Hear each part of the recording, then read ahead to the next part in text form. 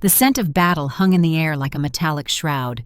Keldric stood tall among the fallen, his massive frame silhouetted against the setting sun. Blood matted his raven hair, yet none of it was his own. Around him, the bodies of the Red Wolf clan warriors lay scattered across the frost-hardened ground. Their alpha, once proud and defiant, now knelt before him, throat exposed in the ultimate submission. This was the final battle of the Unification Wars. 5 years of bloodshed culminating in this moment. Keldric felt the change ripple through him, that primal surge that never ceased to exhilarate. His bones shifted, muscles expanding and contracting in a symphony of transformation. Where once stood a man, now towered a wolf of impossible size, fur as black as midnight with streaks of silver that caught the dying light. His eyes remained unchanged through the metamorphosis, storm gray and piercing with intelligence beyond that of a mere beast. The gathered warriors of both clans watched in reverent silence. This was why Keldric was destined to rule. No alpha in living memory possessed such control, such mastery over the shift. His wolf form stood taller than any other, its presence commanding enough to make hardened warriors avert their gaze. With deliberate slowness, Keldric approached the kneeling alpha of the Red Wolf clan. One powerful paw would be sufficient to end the man's life. The defeated leader knew this, yet he made no move to flee. Death with honor was preferable to living with the shame of surrender. But Keldric did not strike. Instead, he threw back his massive head and released a howl that echoed through the mountain passes. It was not a cry of triumph or bloodlust, but a call to unity. One by one, the wolves of both clans joined their voices to his, creating a chorus that marked the dawn of a new era. The unification was complete. The wolf throne was his. 5 winters had passed since that day. 5 years that had transformed the young conqueror into something else entirely. Elena stood alone on the weathered stone balcony of the eastern tower, watching the shifter guards patrol the courtyard below. Their movements were fluid, graceful, despite their bulk, each step betraying the predator lurking beneath human skin. They moved with a confidence she would never possess. The chill wind tugged at her chestnut hair, whipping loose strands across her face. At 22, Elena possessed a beauty that turned heads even in her father's court. But here in the kingdom of Thornscar, among the shifters, she felt painfully ordinary. Her slender frame, so admired by the young lords of her homeland, seemed frail and insubstantial compared to the robust vitality of even the weakest wolf shifter. She was human. Just human. In a kingdom where power was measured by the strength of one's animal form, to be human was to be fundamentally broken, a creature deserving pity at best, contempt at worst. The irony was not lost on her. Her mother, Queen Merida, came from a prestigious line of wolf shifters from the southern territories. Her father, King Thorwald, was a human ruler whose diplomatic savvy had once made him a valuable ally. Elena was the disappointing result of their union, a princess without a beast within. Her older sister Serena had been the perfect daughter. Her first shift had come early, revealing a wolf of gleaming silver fur. She had married an alpha from a neighboring territory, securing an alliance that had briefly propped up their father's increasingly tenuous rule. But Elena had nothing to offer, no power, no valuable form, no diplomatic currency beyond her bloodline. Below in the courtyard, a young guardsman stumbled, earning a sharp reprimand from his superior. Elena watched as the youth straightened, his face flushing with shame. Even in this small humiliation, she recognized something familiar: the constant struggle to prove oneself worthy. The heavy oak door behind her creaked open. She did not turn. Only her father would enter without knocking, and his footsteps, once firm and purposeful, now fell with the hesitant rhythm of age and declining health. "The council has reached a decision," King Thorwald said, his voice carrying none of the warmth it once held when she was a child. He joined her at the balustrade, but did not look at her, instead gazing out at the same grim view she had been contemplating. "The tribute has been accepted." Elena felt her heart constrict. Tribute. Not bride, not princess, but a piece of property to be traded. "The Wolf King?" she asked, her voice betraying her despite her best efforts to maintain composure. "Keldrick? He is the most powerful alpha on the continent," her father replied, as if that explained everything, as if that erased the horror stories that had filtered down from the north. Keldrick the Stone King, they called him, a ruler of terrifying power and chilling cruelty. It was said he had not been seen in his wolf form in years, leading to whispers of madness, of a monstrous curse. Villages that defied him simply disappeared overnight. Rival alphas who challenged his rule were found broken, their wolves somehow stripped from them, leaving them as empty husks. "He has demanded a bride to seal our new treaty," her father continued, finally turning to face her. His eyes were cold, pragmatic, the eyes of a king rather than a father. "You are the only one I can spare." The words struck Elena like a physical blow. The only one he could spare. The unwanted one. The failure. She felt the familiar shame rise like bile in her throat. She had spent her life being overlooked, her worth measured only by what she lacked. Now her final purpose was to be thrown to a monster, to save a kingdom that had never truly valued her. She looked down at her hands, pale and trembling slightly. They were human hands, and they were all she had. Later that day, a young servant boy slipped on the rain-slick stones of the servants' staircase, his cry of pain echoing in the narrow passage. Elena, passing by on her way to the gardens for some solitude, rushed to his side without hesitation. His ankle was already swelling, twisted at an unnatural angle, and tears streaked down his soot-stained cheeks. "It hurts," he sobbed, clutching his leg. I know," Elena murmured, kneeling beside him. The castle guards would eventually call a healer, but they were often rough and impatient with the staff, especially with a mere boy. Instinct took over. She placed her hand gently over his injured ankle. A strange quiet settled over her, a deep well of calm she could sometimes access when needed. It flowed from her through her palm into the boy. She felt the sharp, jagged edges of his pain as if they were her own, a dissonant chord in the symphony of life. She didn't consciously do anything. She simply soothed it, focused on the feeling of wholeness, of peace, and pushed it toward him. The boy's frantic sobs lessened, his breathing evening out. It doesn't hurt as much now," he whispered, looking at her with wide, astonished eyes. The swelling hadn't vanished. The bone was likely still broken, but the terrible, sharp agony had receded into a dull ache. Her mother had once called it a woman's comforting touch, a dismissal that had stung deeply. It was seen as nothing more than a gentle bedside manner, a quaint and useless trait in a world that valued claws and fangs. It wasn't magic, not in the way the pack sorcerers wielded it. There were no lights, no visible changes. It was just a quiet, empathetic connection, an ability to feel another's pain and offer a moment of respite. She helped the boy lean against the wall until a proper healer arrived, then slipped away before anyone could ask questions. This small power was hers alone, a secret she held close. It was a soft, gentle thing in a hard, violent world, and like her, it was considered utterly worthless. As she walked back to her chambers to pack her few belongings, she couldn't help but feel the bitter irony. The only unique gift she possessed was the ability to soothe pain, and she was being sent to a man whose greatest pleasure was said to be inflicting it. The council chamber hummed with tense voices. Thorwald sat at the head of the long oak table, his crown sitting heavily on his brow. Around him, his advisors argued over dwindling treasury reports and mounting border incursions.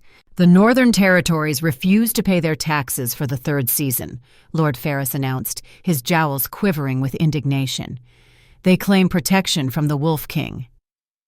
"The coastal villages report raider ships on the horizon," General Markin added. "Our naval force is half what it was 5 years ago." "And the drought has decimated the eastern wheat fields," another counselor interjected. "The people speak of hunger by winter."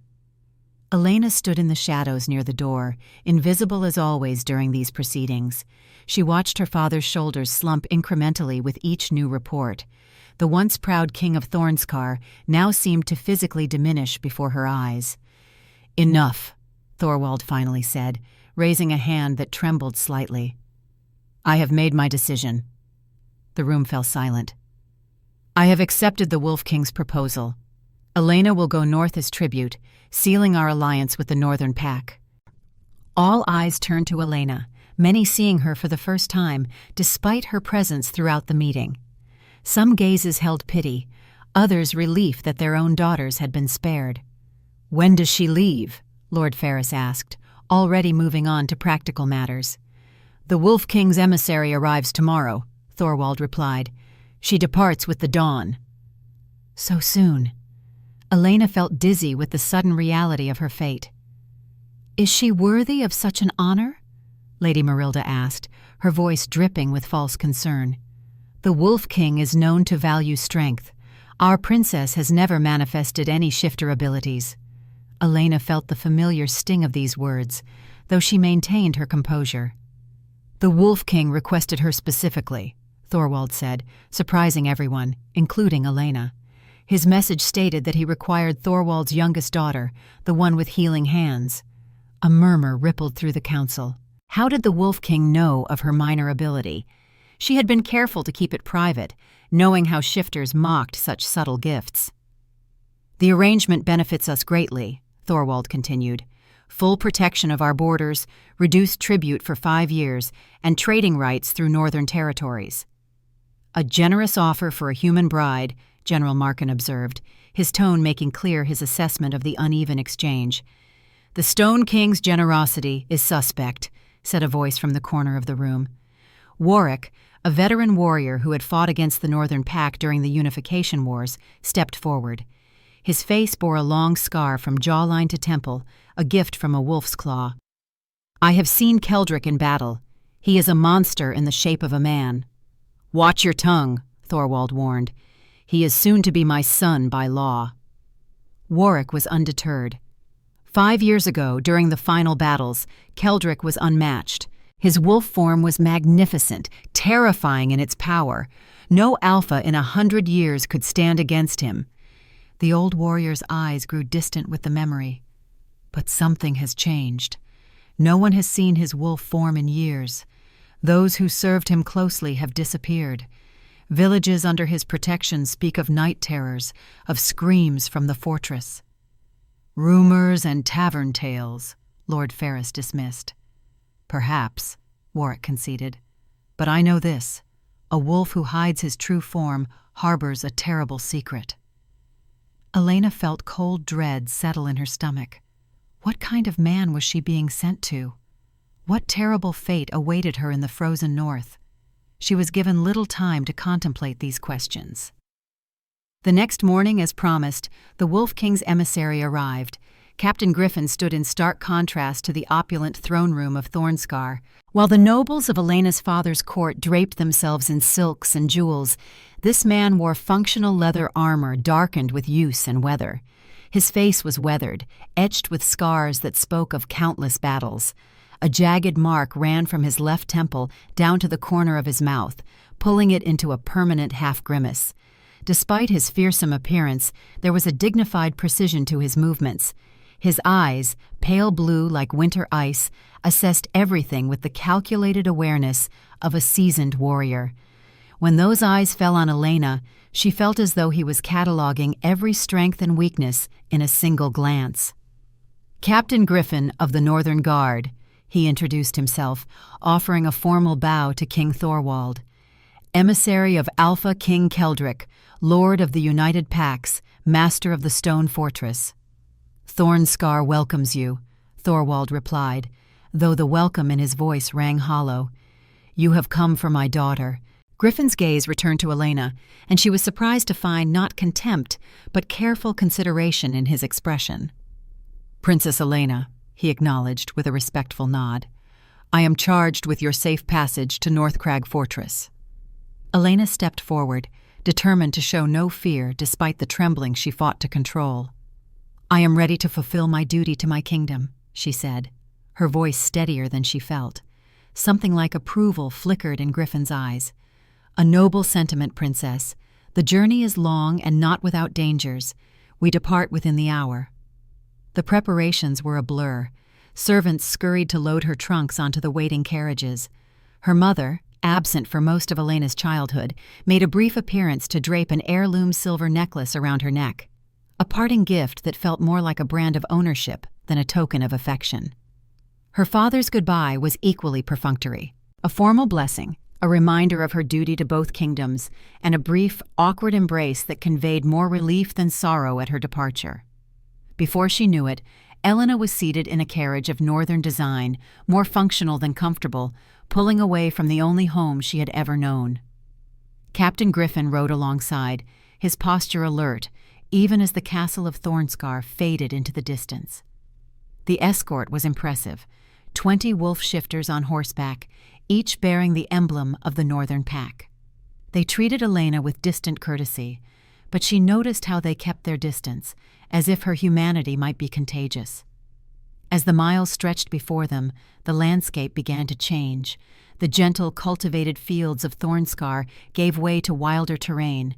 Forests grew denser, darker. Mountains loomed on the horizon, their peaks perpetually shrouded in mist. The air grew sharper, carrying a bite that hinted at the notorious northern winters. On the third night of their journey, Elena overheard a conversation not meant for her ears. Unable to sleep in the tent provided for her, she had stepped out for air, staying close to the shadows of the camp. "Why did the Alpha King choose her?" a young guard asked Griffin. "A human princess, when he could have claimed any shifter female from the southern territories." Griffin's response was measured.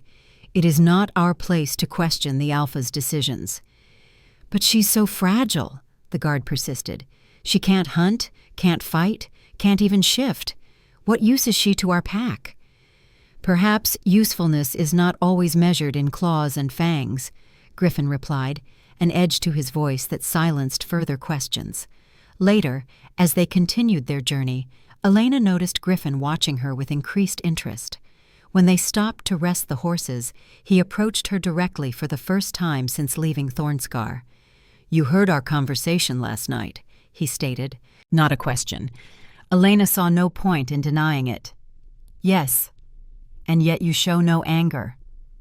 "Would anger change their assessment?" she asked. "Or yours?" The hint of a smile touched Griffin's scarred face. "You're perceptive, Princess. A valuable trait, more so than many realize." "Not as valuable as being able to turn into a giant wolf, it seems." Griffin studied her for a long moment. "There are different kinds of strength," he finally said. "The Alpha King knows this better than most." Before she could question him further, he returned to the front of the caravan, leaving Elena to ponder his cryptic words. As they journeyed farther north, the reactions of the common folk to their passing grew increasingly curious. In small villages and trading posts, people stopped to stare at the royal procession. When they realized Elena was human, whispers followed. "A human bride for the Stone King? She won't last a month in North Crag. Poor creature. Better to be eaten by wolves than to face what awaits in that fortress." These ominous murmurs did little to calm Elena's growing apprehension. On the final day of their journey, they crested a ridge that offered the first view of her new home. North Crag Fortress was not a castle in the southern sense. It was a massive structure carved into the very mountain itself, black stone towers thrusting up from the rocky face like the claws of some enormous beast. No colorful banners flew here, only stark standards bearing the silver wolf emblem of the United Packs. Guard towers dotted the winding approach, and at each post, massive wolves, larger than any Elena had ever seen, patrolled instead of human sentries. Their fur ranged from deepest black to silvery gray, their eyes gleaming with an intelligence that reminded her that these were not mere animals, but shifters choosing to remain in their wolf form. "North Crag," Griffin announced. "The seat of the Alpha King and your new home, Princess." Home. The word felt hollow. This foreboding fortress looked more like a prison than any place one might find comfort. As they approached the massive iron gates, a howl went up from the sentinel wolves. It was answered by dozens more from within the fortress walls, a chorus that raised the hair on Elena's arms. It was not a welcome. It was an announcement. The human tribute had arrived. The gates swung open with a ponderous groan. Elena straightened her spine and lifted her chin.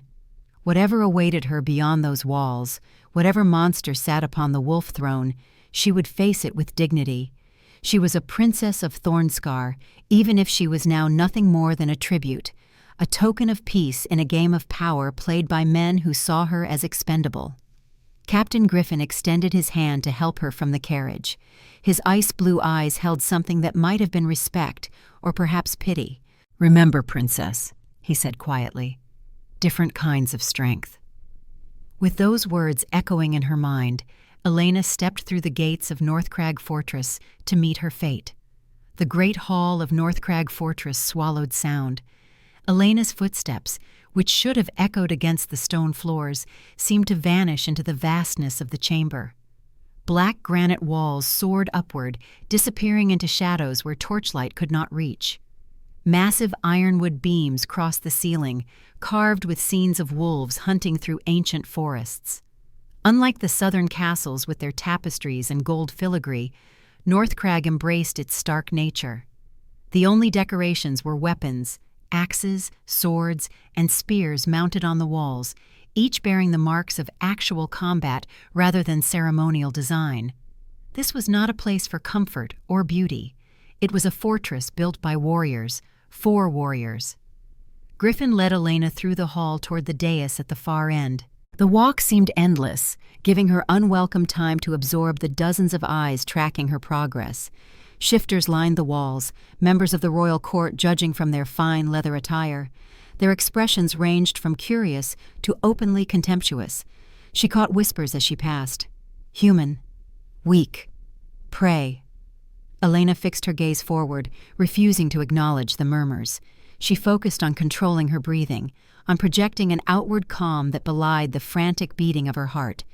The throne itself was unlike anything in Thornscar. No gilded chair or velvet cushions here. It was crafted from a single massive piece of black stone, its surface polished to a dull gleam. The armrests were carved into wolf heads, their eyes inlaid with silver that caught the torchlight. The high back of the throne stretched upward, adorned with the skulls of formidable beasts, evidence of hunts from another time. And upon this throne sat Keldric, the Stone King, Alpha of the United Packs. Elena had prepared herself for many possibilities, but the reality of him struck her with physical force. He was immense, towering even while seated.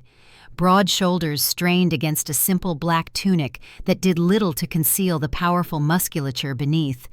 His hair was midnight black, longer than was fashionable in the South, pulled back with a silver clasp at the nape of his neck. His face was all harsh planes and angles, as if carved from the same stone as his throne, a sculptor's vision of masculine perfection rendered merciless by an absolute absence of softness. But it was his eyes that held her captive. Gray as storm clouds, they contained a cold, controlled fury that seemed to burn without heat. Those eyes assessed her with predatory intensity, searching for weaknesses, cataloging every detail. The power radiating from him was unlike anything Elena had experienced. It pressed against her skin like a physical weight, making the air thick and difficult to breathe.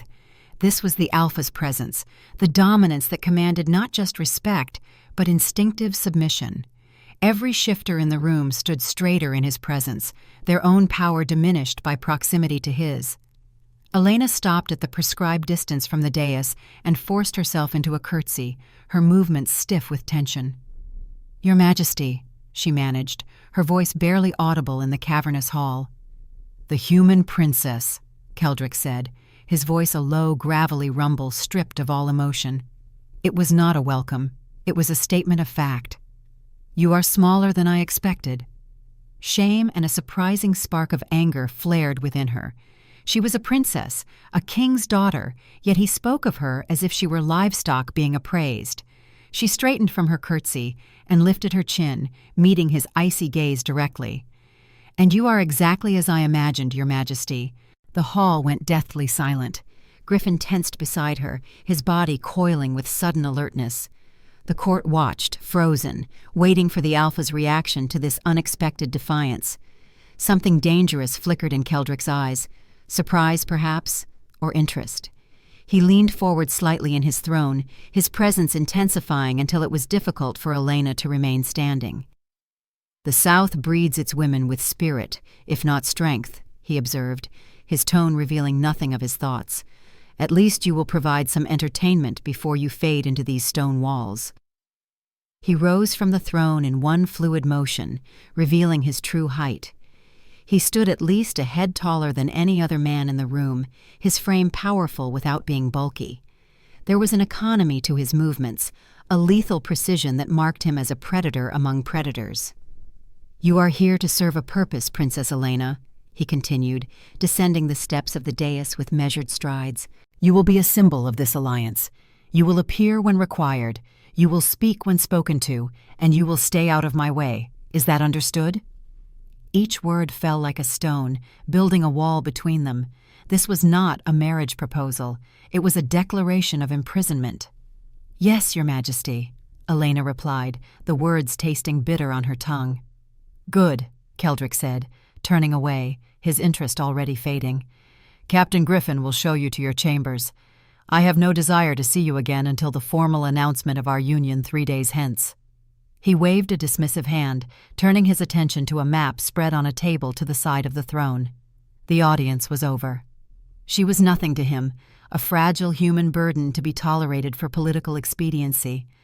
Griffin touched her elbow lightly, guiding her away from the dais and toward a side door. Elena felt the court's eyes following her retreat, assessing her worth and finding it lacking. She kept her spine straight, her chin high, refusing to give them the satisfaction of seeing her crumble under their scrutiny. Only when the heavy doors closed behind them did she release the breath she'd been holding. The tension drained from her body so suddenly that she might have stumbled, if not for Griffin's steadying hand. "You stood your ground," he observed quietly as they walked through a stone corridor lit by wall sconces. "Few do, when facing the Alpha for the first time."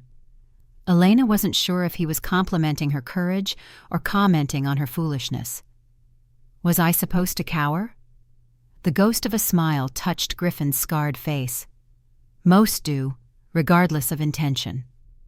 They ascended a narrow spiral staircase, climbing higher into one of the fortress towers. The air grew colder, and Elena pulled her cloak tighter around her shoulders. "These will be your chambers," Griffin announced, stopping before an ironwood door banded with silver. "The Alpha King's quarters are through the connecting door at the far end of the sitting room." Elena's heart stuttered at this information. "I am to share his quarters?" "No," Griffin clarified. "Your suites are adjacent but separate. The connecting door remains locked until after the formal ceremony." He hesitated, then added, "It is for your protection, as much as his privacy." He produced a heavy iron key and unlocked the door, swinging it open to reveal her new home. Despite her apprehension, Elena couldn't help but feel a flicker of appreciation for the unexpected beauty of the space. The chambers were far more luxurious than the austere great hall had led her to expect. The sitting room was dominated by a massive stone fireplace where flames already danced, casting warm light over furniture crafted from dark polished wood. Thick furs covered the stone floors, and tapestries depicting forest scenes adorned the walls, providing both decoration and insulation against the northern chill. A large window offered a breathtaking view of the mountain range surrounding North Crag, their peaks glowing pink and gold in the setting sun. Beyond the sitting room, an open doorway revealed a bedchamber with a 4-poster bed draped in furs and thick woolen blankets in deep blue and silver, the colors of the Northern Pack. A copper bathtub stood in one corner, steam rising from water that had been prepared for her arrival. It was magnificent, and it was utterly cold. "Your belongings have been brought up," Griffin said, gesturing to Elena's trunks placed neatly against one wall. "Servants will attend you in the morning. The Alpha requires that you remain in this wing of the castle for your own safety." The unspoken words hung in the air. The court is not accustomed to humans. They will see you as prey. "I understand," Elena said quietly, wrapping her arms around herself. It was not a request. It was an order of confinement. Griffin studied her for a moment, his ice-blue eyes revealing a hint of something that might have been sympathy. "Rest, Princess. The journey has been long, and Northcrag takes time to accommodate." With that, he bowed slightly and departed, closing the door firmly behind him. Elena heard the distinct sound of the key turning in the lock, confirming what she already knew. She was a prisoner in a gilded cage. For days, Elena saw no one but the silent servants who brought her meals and tended to her needs. They were all shifters, but of lower rank based on their demeanor. None would meet her eyes, and they responded to her attempts at conversation with monosyllabic answers before retreating as quickly as propriety allowed. The loneliness was a physical ache, a hollow space in her chest that echoed the vast empty rooms of her chambers. She spent hours on the balcony despite the cold, watching the clouds snag on the mountain peaks, feeling as trapped as they appeared to be. She could hear Keldrick sometimes through the thick stone wall that separated her chambers from his. Not words, but sounds. The sharp scrape of a chair across stone, the heavy tread of boots pacing endlessly through the night, and once, a low, guttural sound of frustration that was more animal than man. She was a queen in name only, a prisoner in a gilded cage. He had brought her here to be a symbol, but he had hidden her away. He wanted the world to see the alliance, but he did not want anyone, least of all her, to see the man behind the crown. On the third day, a female servant appeared with several gowns laid across her arms. Unlike the others, this woman met Elena's gaze directly, though her expression remained carefully neutral.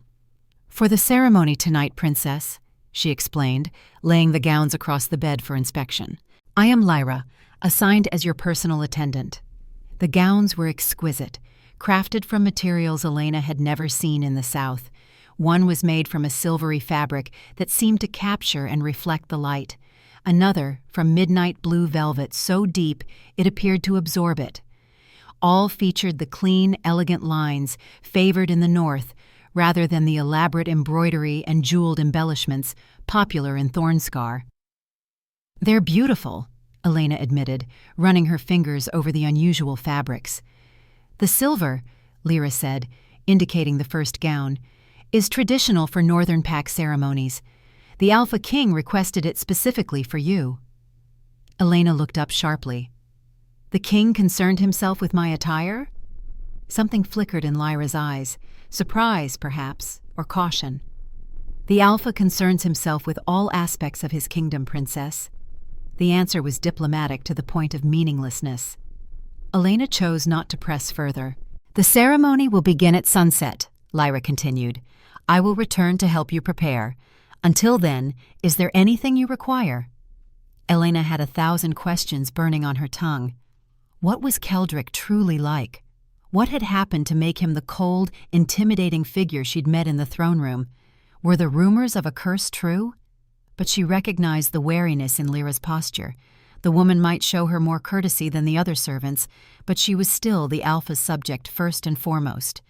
"No," Elena replied. "Thank you, Lyra." When the attendant had departed, Elena turned her attention to the gowns once more. She lifted the silver one, letting it catch the light from the window. It was beautiful, yes, but it was also a costume for the role she was to play, the human princess who symbolized an alliance, nothing more. The ceremony was held in the Great Hall, now transformed by hundreds of torches and silver braziers that cast dancing light over the assembled court. The stark utility of the space had been softened somewhat by banners bearing the silver wolf emblem of the Northern Pack, hanging from the rafters. Elena stood in an antechamber, waiting for her cue to enter. The silver gown fit perfectly, flowing from a high collar down to pool slightly at her feet. Her chestnut hair had been arranged in the Northern style, pulled back from her face with silver clasps, but otherwise flowing freely down her back. The overall effect, she had noted with surprise when looking in the mirror, was quite striking. The silver fabric made her green eyes appear more vivid, her pale skin luminous rather than merely human. Griffin appeared at the doorway, resplendent in formal armor polished to a high shine.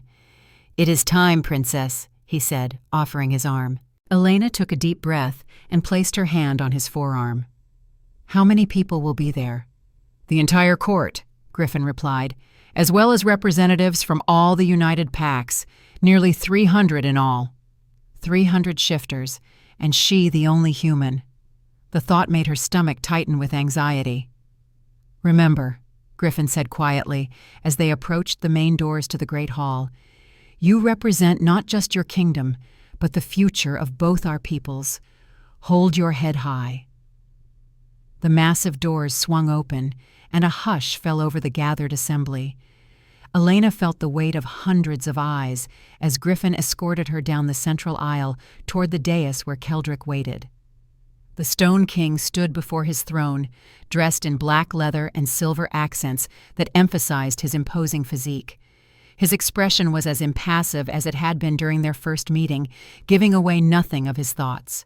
The ceremony itself was brief and austere, lacking the elaborate rituals and lengthy recitations common in Southern weddings.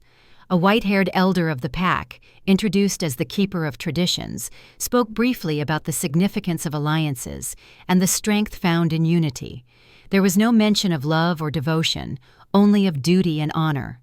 As part of the ritual, Keldric and Elena were meant to exchange tokens. He presented her with a heavy silver necklace bearing the pack's sigil, a wolf with eyes of polished moonstone. It was beautiful but undeniably a mark of ownership. When it was Elena's turn, she offered a small, intricately carved wooden box from Thornscar, containing a ring bearing her family's crest. It was a meaningless gesture, all for show, the box passing from her hands to his without significance. As he reached to take it, his fingers brushed against hers. The contact lasted less than a heartbeat, but it was like being struck by lightning. A wave of agony so pure and so intense it stole her breath, flooded her senses. It was a white-hot, screaming pain that coiled and gnawed, a living thing full of desperation and rage. For a split second, she was inside his skin, feeling the torment that he lived with every single moment. It was a hell beyond imagining. Elena gasped, stumbling back, her eyes wide with shock. The box tumbled from her hands, clattering on the stone floor between them. Keldric recoiled as if burned, snatching his hand back. His control, so absolute just moments before, shattered. For a fraction of a second, his storm-gray eyes were a vortex of raw, unguarded suffering. She saw a deep, soul-crushing weariness and a desperate plea for an end to the pain. It was the most vulnerable, most human expression she had ever seen on anyone, let alone this formidable Alpha King. Then, in an instant, the mask of stone slammed back into place. His eyes went cold, his jaw tightening into a line of granite. He shot her a look of pure fury, a silent, vicious command to forget what she had just seen. The court murmured, sensing the strange tension, but no one dared comment openly. Keldric bent smoothly to retrieve the fallen box, completing the exchange with clipped, brutal efficiency. His movements were stiff, controlled to the point of appearing mechanical. He did not look at her again. As soon as the ceremony was over, he turned on his heel and stalked from the hall, leaving Elena alone in a sea of predatory, whispering wolves.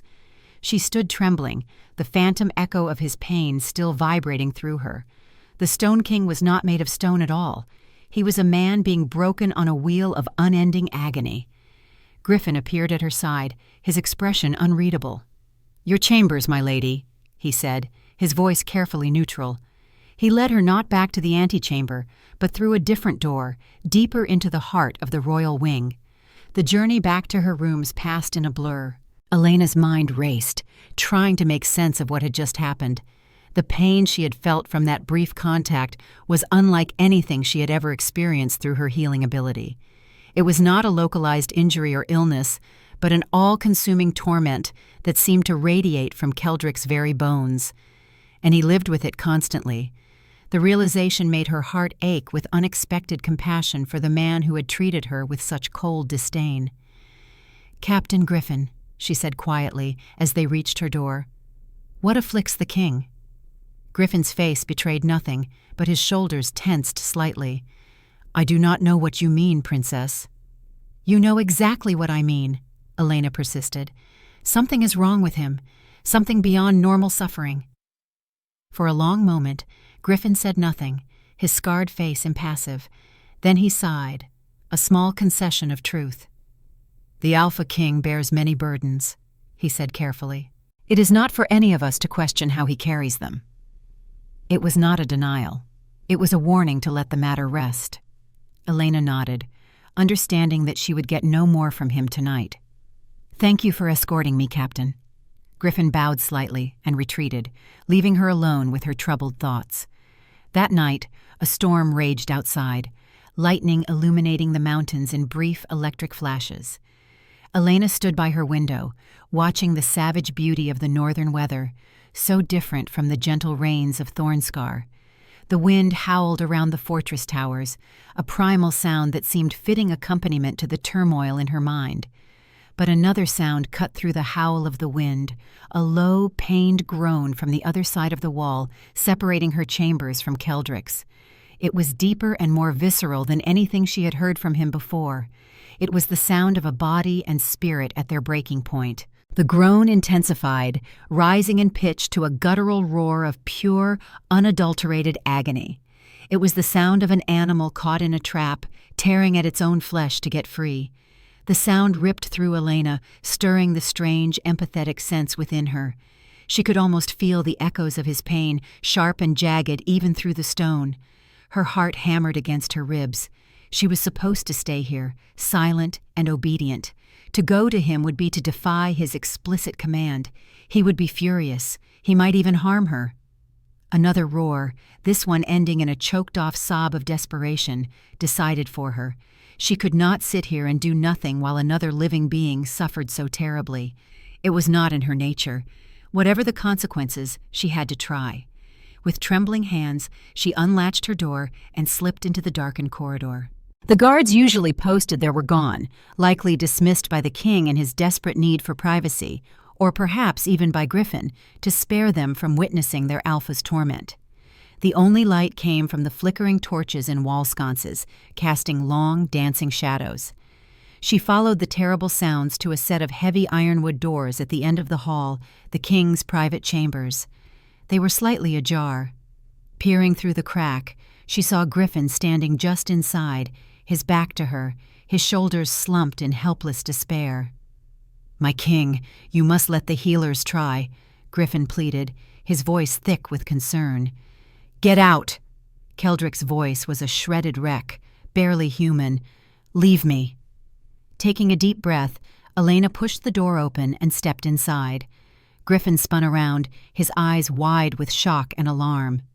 "My lady, you cannot be here," he insisted, moving to block her path. But Elena barely heard him. Her gaze was fixed on the figure on the floor by the roaring fire. Keldrick was on his hands and knees, his great body convulsing, his knuckles white as he dug his fingers into the stone floor. This was the source of the agony she had tasted. This was his secret hell. Keldrick didn't seem to notice her arrival. He was lost in his own world of pain, his body racked with violent tremors.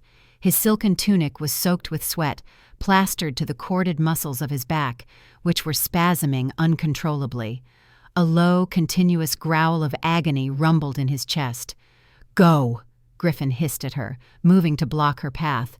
"He will not thank you for this intrusion." "Is it always like this?" Elena asked, her voice shaking but firm, her eyes never leaving the king. Griffin's face was a grim mask of exhaustion and loyalty. "It is often worse," he admitted quietly. "Nothing helps. No healer, no potion, no magic." Elena looked at the mighty Alpha reduced to this state, and she felt no fear, only a profound, aching compassion. This was not the cold, cruel monarch from the throne room. This was a man being systematically destroyed from the inside out. Ignoring Griffin's warning, she moved forward. She knelt on the cold stone beside Keldrick. He flinched at her proximity, his head snapping up. His storm-gray eyes were wild, unfocused, glazed with feverish torment. "I told you to get out," he ground out through clenched teeth. "I'm not leaving you," she said softly. Before he could protest, before she could lose her nerve, she reached out and placed her hands on his trembling back. The instant her skin touched his, the full force of his pain slammed into her. It was a tidal wave, a maelstrom of sharp, tearing, burning agony. It was 1,000 times worse than the brief contact during the ceremony. It threatened to drown her, to shred her very consciousness. But this time she was ready. She braced herself, not fighting it but accepting it. She opened the well of calm inside herself, letting it pour from her into him. She didn't try to heal the source of the pain. She didn't know how. She simply sought to soothe the symptoms, to blanket the screaming nerve endings in a layer of peace. She felt his pain as her own, and she offered it solace. Slowly, miraculously, the violent tremors racking Keldrick's body began to subside. The guttural growl softened, and the rigid tension in his muscles eased. He remained on the floor, but the frantic, desperate struggle had ceased. He let out a long, shuddering breath, the first he seemed to have taken in hours that wasn't hitched with pain. He collapsed onto his side, exhausted, his breathing still ragged but deeper. He turned his head slowly, looking at her. The wildness was gone from his eyes, replaced by a stunned, profound disbelief. For the first time in years, the pain was not a roaring inferno. It was a bed of coals, still hot but bearable. Keldrick stared at her hands, still resting on his back, as if they were instruments of some impossible magic. In all his years of suffering, in all the healers and sorcerers and remedies he had tried, nothing had ever given him even a moment's respite. Until now. Until this fragile human princess he had dismissed as worthless. "How?" he rasped, the single word full of suspicion, desperation, and a fragile sliver of hope. Elena shook her head slightly. "I don't know," she answered truthfully. "I've always been able to soothe pain. It's never been considered a true gift, not among shifters." Keldrick's eyes closed, exhaustion claiming him now that the worst of the agony had receded. "Stay," he whispered, the word so faint she barely heard it. Not a command from the Alpha King, but a plea from a man who had found his first moment of peace in an eternity of suffering. And so she stayed, kneeling on the cold stone floor beside him, her hands gently resting on his back, channeling her strange small gift into his tortured body until he fell into an exhausted sleep. Griffin remained by the door, watching in silent amazement. When he was certain the king truly slept, he approached quietly, crouching beside Elena. "You should rest, princess," he said softly. "I will watch over him." Elena nodded, the strain of sustaining her healing touch for so long finally taking its toll. Her limbs felt leaden, her mind foggy with fatigue. She carefully withdrew her hands from Keldrick's back, relieved to see that he didn't immediately react with pain. As she rose unsteadily to her feet, Griffin caught her elbow, supporting her. His ice-blue eyes studied her with newfound respect. "What you did tonight," he said, his voice barely above a whisper, "no one has been able to do in 5 years." "What happened to him?" Elena asked, seizing the moment of Griffin's openness. "What causes such suffering?" Griffin glanced down at the sleeping king, conflict evident in his expression. "It is not my story to tell," he finally said, "but perhaps now he may choose to tell it himself." He escorted her back to her chambers, his manner more solicitous than it had ever been. At her door, he paused. "Princess Elena," he said formally, "on behalf of the pack, I thank you for your compassion toward our Alpha." It was the first true acknowledgement of her value since she had arrived at North Crag. Small comfort, perhaps, but in this cold fortress, any warmth was precious. As she closed her door, exhaustion washing over her in waves, Elena reflected on the night's events. She had discovered the truth behind the Stone King's cold facade. She had witnessed his vulnerability, his humanity beneath the crown. And she had helped him, with the very gift that had been deemed worthless in both her kingdoms. What would come of it, she could not guess. But something fundamental had shifted between them, a crack in the wall separating human princess from Wolf King. Whether that crack would widen into understanding or be sealed with renewed hostility remained to be seen. For tonight, at least, she had brought peace to a man drowning in pain. It was more than she had ever been allowed to do in Thornscar. Perhaps there was a purpose for her here after all, beyond being a mere symbol of an alliance. With that thought warming her despite the northern chill, Elena surrendered to sleep. Their secret began that night. Twice a week, when the pain became unbearable, Griffin would discreetly fetch Elena, and she would go to the king's chambers. She would kneel beside him and place her hands upon his trembling form, sharing his burden until the worst of the storm passed. They never spoke of it during daylight hours.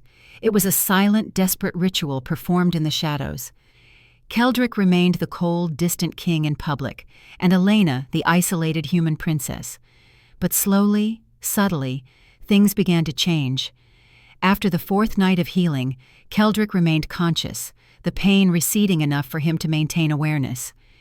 He lay on the fur rug before the fire, Elena's hands still resting lightly on his shoulder blades. The silence between them stretched long, but was no longer tense. "How long have you had this ability?" he asked finally, his voice rough from the earlier cries of agony. Elena was startled by the question, the first personal inquiry he had ever made. "Always, I think. I first noticed it as a child when I eased my mother's headaches." "And yet they sent you away." There was no sympathy in his tone, merely observation. A healing touch is considered a woman's trait in the South, not a true gift, especially compared to my sister's abilities. "Your sister shifts?" Elena nodded, though he couldn't see the gesture from his position. "Into a silver wolf, beautiful and powerful, the perfect daughter. And you were the disappointment." Again, not a question, but a statement of understanding. "I was unnecessary, particularly after my sister's marriage secured the Eastern Alliance." The words held an echo of old pain, one she had learned to live with long ago. Keldric was silent for so long that Elena thought he might have drifted to sleep. Then he spoke, his voice softer than she had ever heard it. "The unnecessary ones often prove the most essential." Before she could respond, he pushed himself up to sitting, carefully moving away from her touch. The movement was deliberate, controlled, a man testing the limits of newfound comfort. "You should return to your chambers," he said, the momentary connection already fading. "Dawn approaches." Elena stood, her legs stiff from kneeling for so long. "Will you be able to rest?" "Better than I have in years." It wasn't gratitude, not exactly, but it was acknowledgement. From Keldric, she was learning that was significant. Griffin was waiting outside to escort her back. As they walked the short distance to her door, she gathered her courage. "Captain Griffin," she said quietly, "what happened to him? What causes such pain?" Griffin hesitated, his loyalty to his king warring with his growing respect for Elena. "It is not a simple affliction," he finally said, "and not one easily discussed in these halls. But you know the cause. I was there when it began." His face darkened with the memory. 5 years ago, during the final battle of the Unification Wars." Elena waited, hoping he would continue, but Griffin shook his head. "The rest must come from him if he chooses to share it. Good night, Princess." The next morning, Elena woke to find a book on her bedside table that had not been there when she went to sleep. It was bound in worn leather, its pages yellowed with age. A slim ribbon marked a page near the middle. When she opened it to the marked passage, she found an account of the Unification Wars, specifically the final confrontation between Keldric and the Red Wolf clan. The text was sparse on details, but mentioned a blood witch named Roja, whose son had led the Red Wolf clan. When Keldric killed her son in battle, Roja cast a final, vengeful curse before Keldric's forces struck her down. The nature of the curse was not specified, only that it was a binding of flesh and spirit that even the strongest alpha could not break. Elena ran her fingers over the faded text, understanding the message Keldric was sending. He would not speak of his affliction directly, but he was allowing her to understand it piece by piece. It was a guarded form of trust, characteristic of a man who had spent years hiding his vulnerability. That afternoon, for the first time since her arrival, Elena was permitted to walk in the inner courtyard of the fortress. Griffin accompanied her, vigilant but less stern than before. The day was cold but clear, the mountain air crisp and invigorating after so many days confined indoors. The courtyard was a stark space, more functional than decorative. Stone paths crisscrossed a central area where training dummies and practice rings suggested its primary purpose as a training ground. A few hardy northern plants grew in sheltered corners, their pale blue flowers a surprising touch of beauty in the otherwise austere space. As they walked, Elena noticed activity at the far end of the courtyard. A small group of young shifters, barely into their teens, were engaged in combat training. They moved with the fluid grace natural to their kind, but their technique was still unpolished, marked by the exuberance of youth. "The next generation of the Northern Guard," Griffin explained, following her gaze. "They begin training at 12. Elena watched them with interest. So young. Youth is when the wolf is strongest, but least controlled. Training harnesses that energy. One boy in particular caught her attention. Smaller than the others, he lacked their confidence, but fought with a determined precision that spoke of long hours of practice. "Who is that?" she asked, pointing to the smaller boy. "Aaron," Griffin replied. "Son of a beta from the Eastern Pack. Skilled, but not a natural fighter." As they watched, one of the larger boys knocked Aaron to the ground with a particularly brutal move. The others laughed, circling the fallen boy with taunting gestures. "Weak pup! Should have been born human." The cruelty in their young voices struck Elena like a physical blow.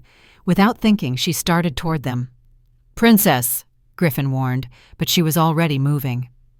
The boys fell silent as she approached, their expressions shifting from surprise to wariness. Shifters might look down on humans, but she was still their alpha's mate-to-be.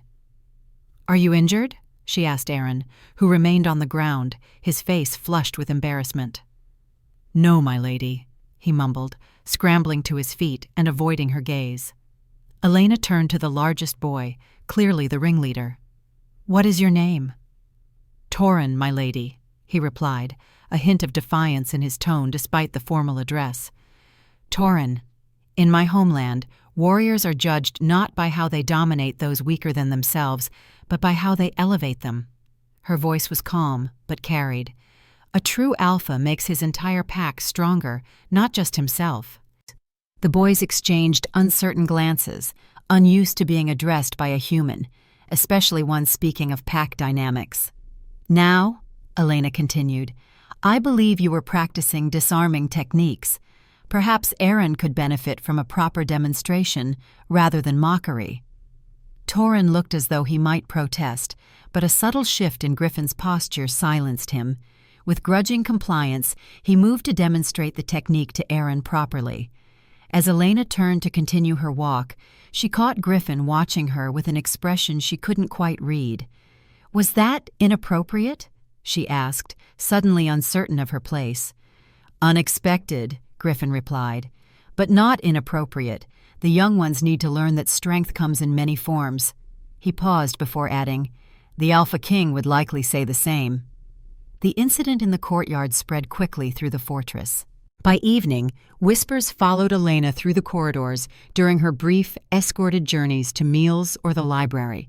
Some were critical. Who was this human to instruct young wolves?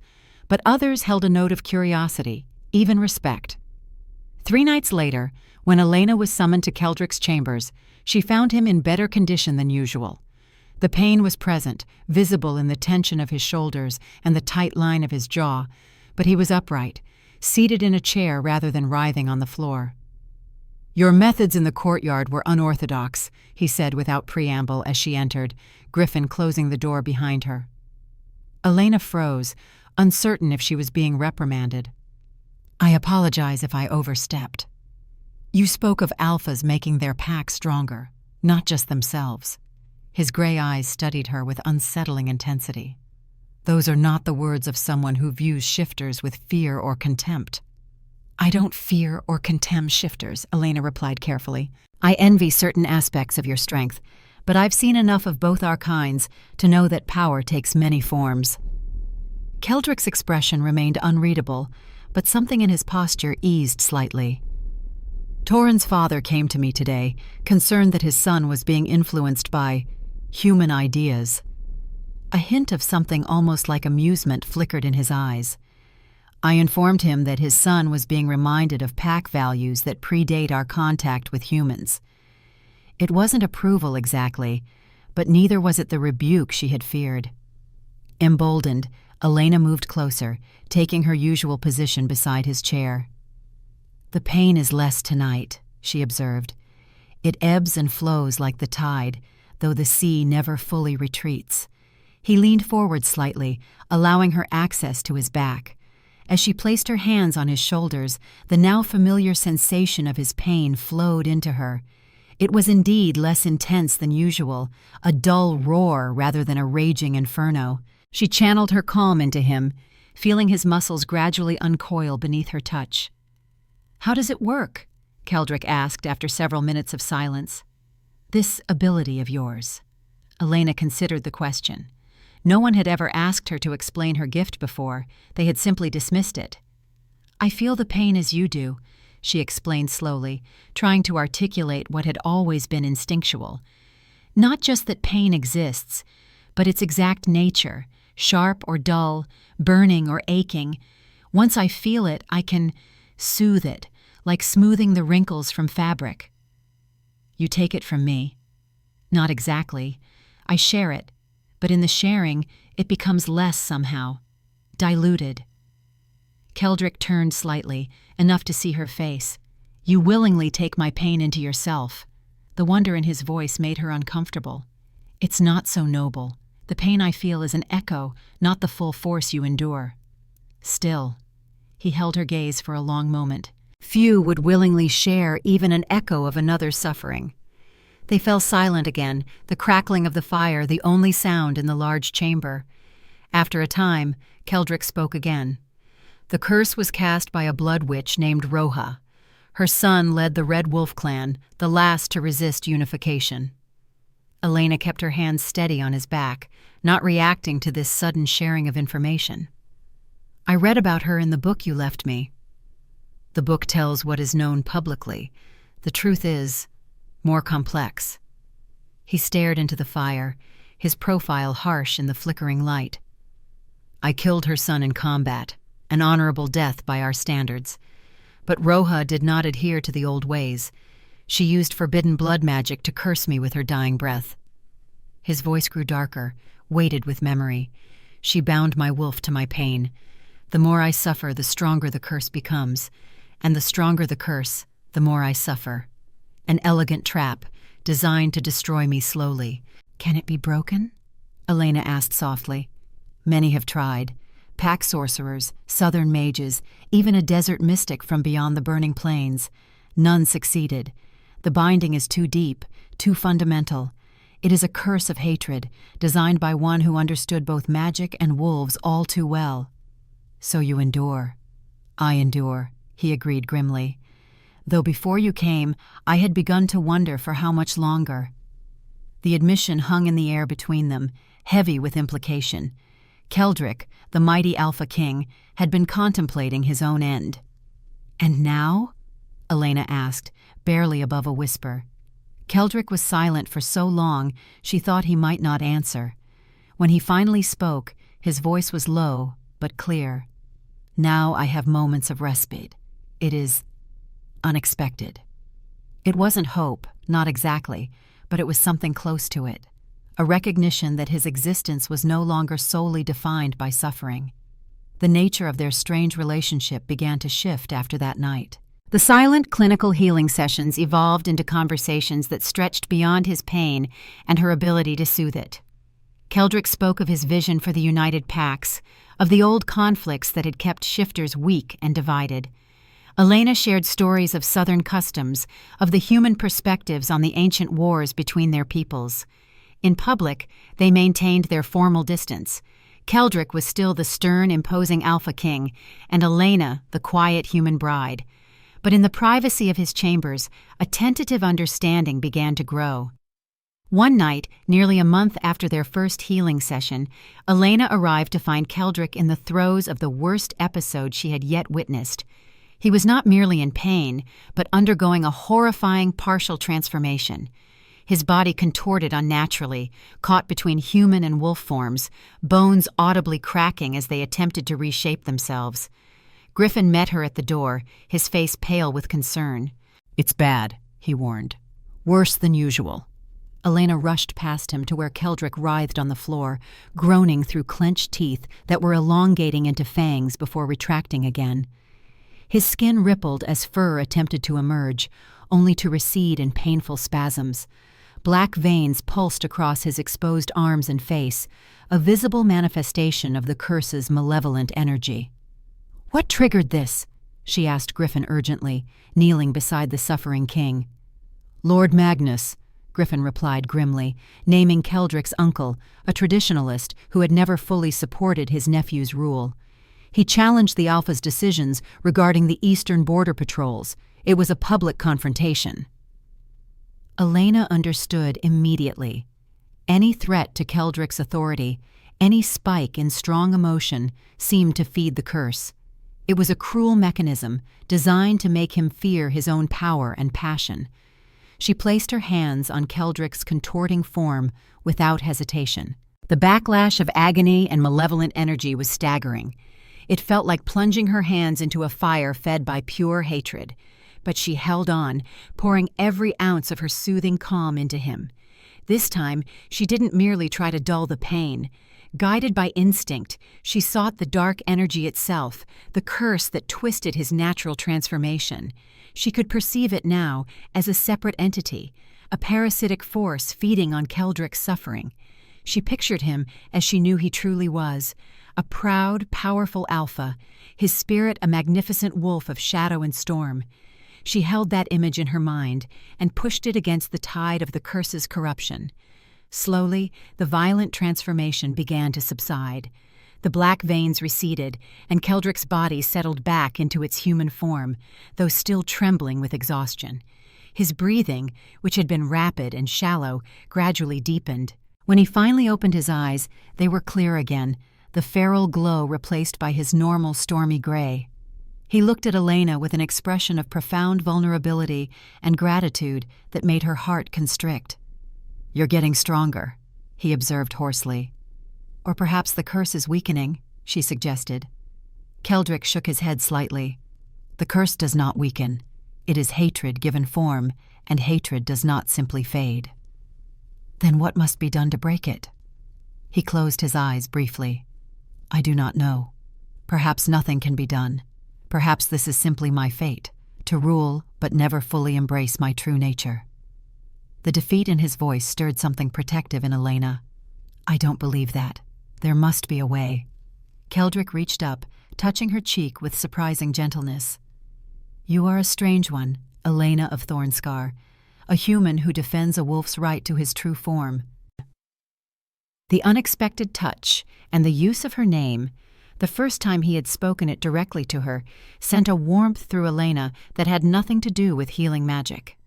Before she could respond, however, Griffin cleared his throat discreetly from the doorway. "My king, Lord Magnus requests an audience regarding the eastern patrols."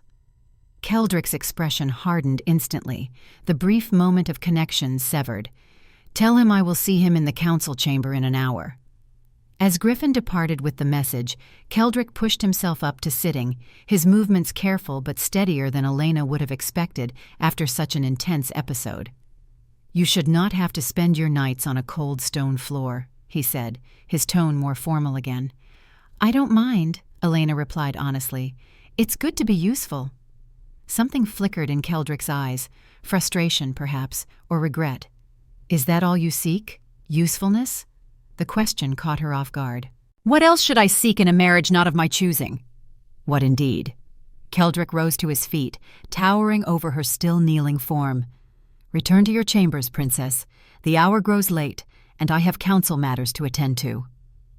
The dismissal stung more than it should have, coming after such an intimate moment. Elena stood, smoothing her skirts with hands that still tingled from channeling her healing power. "As you wish, Your Majesty." She turned to leave, but his voice stopped her at the door. "Elena." He rarely used her name, and it sounded strange and significant on his lips. "Thank you." Two simple words, yet from Keldrick, they felt monumentally important. She nodded once, not trusting herself to speak, and departed. The court was a nest of vipers, and secrets rarely stayed hidden for long.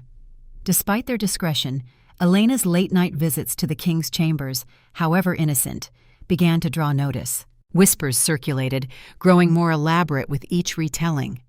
The human princess was not just a political symbol.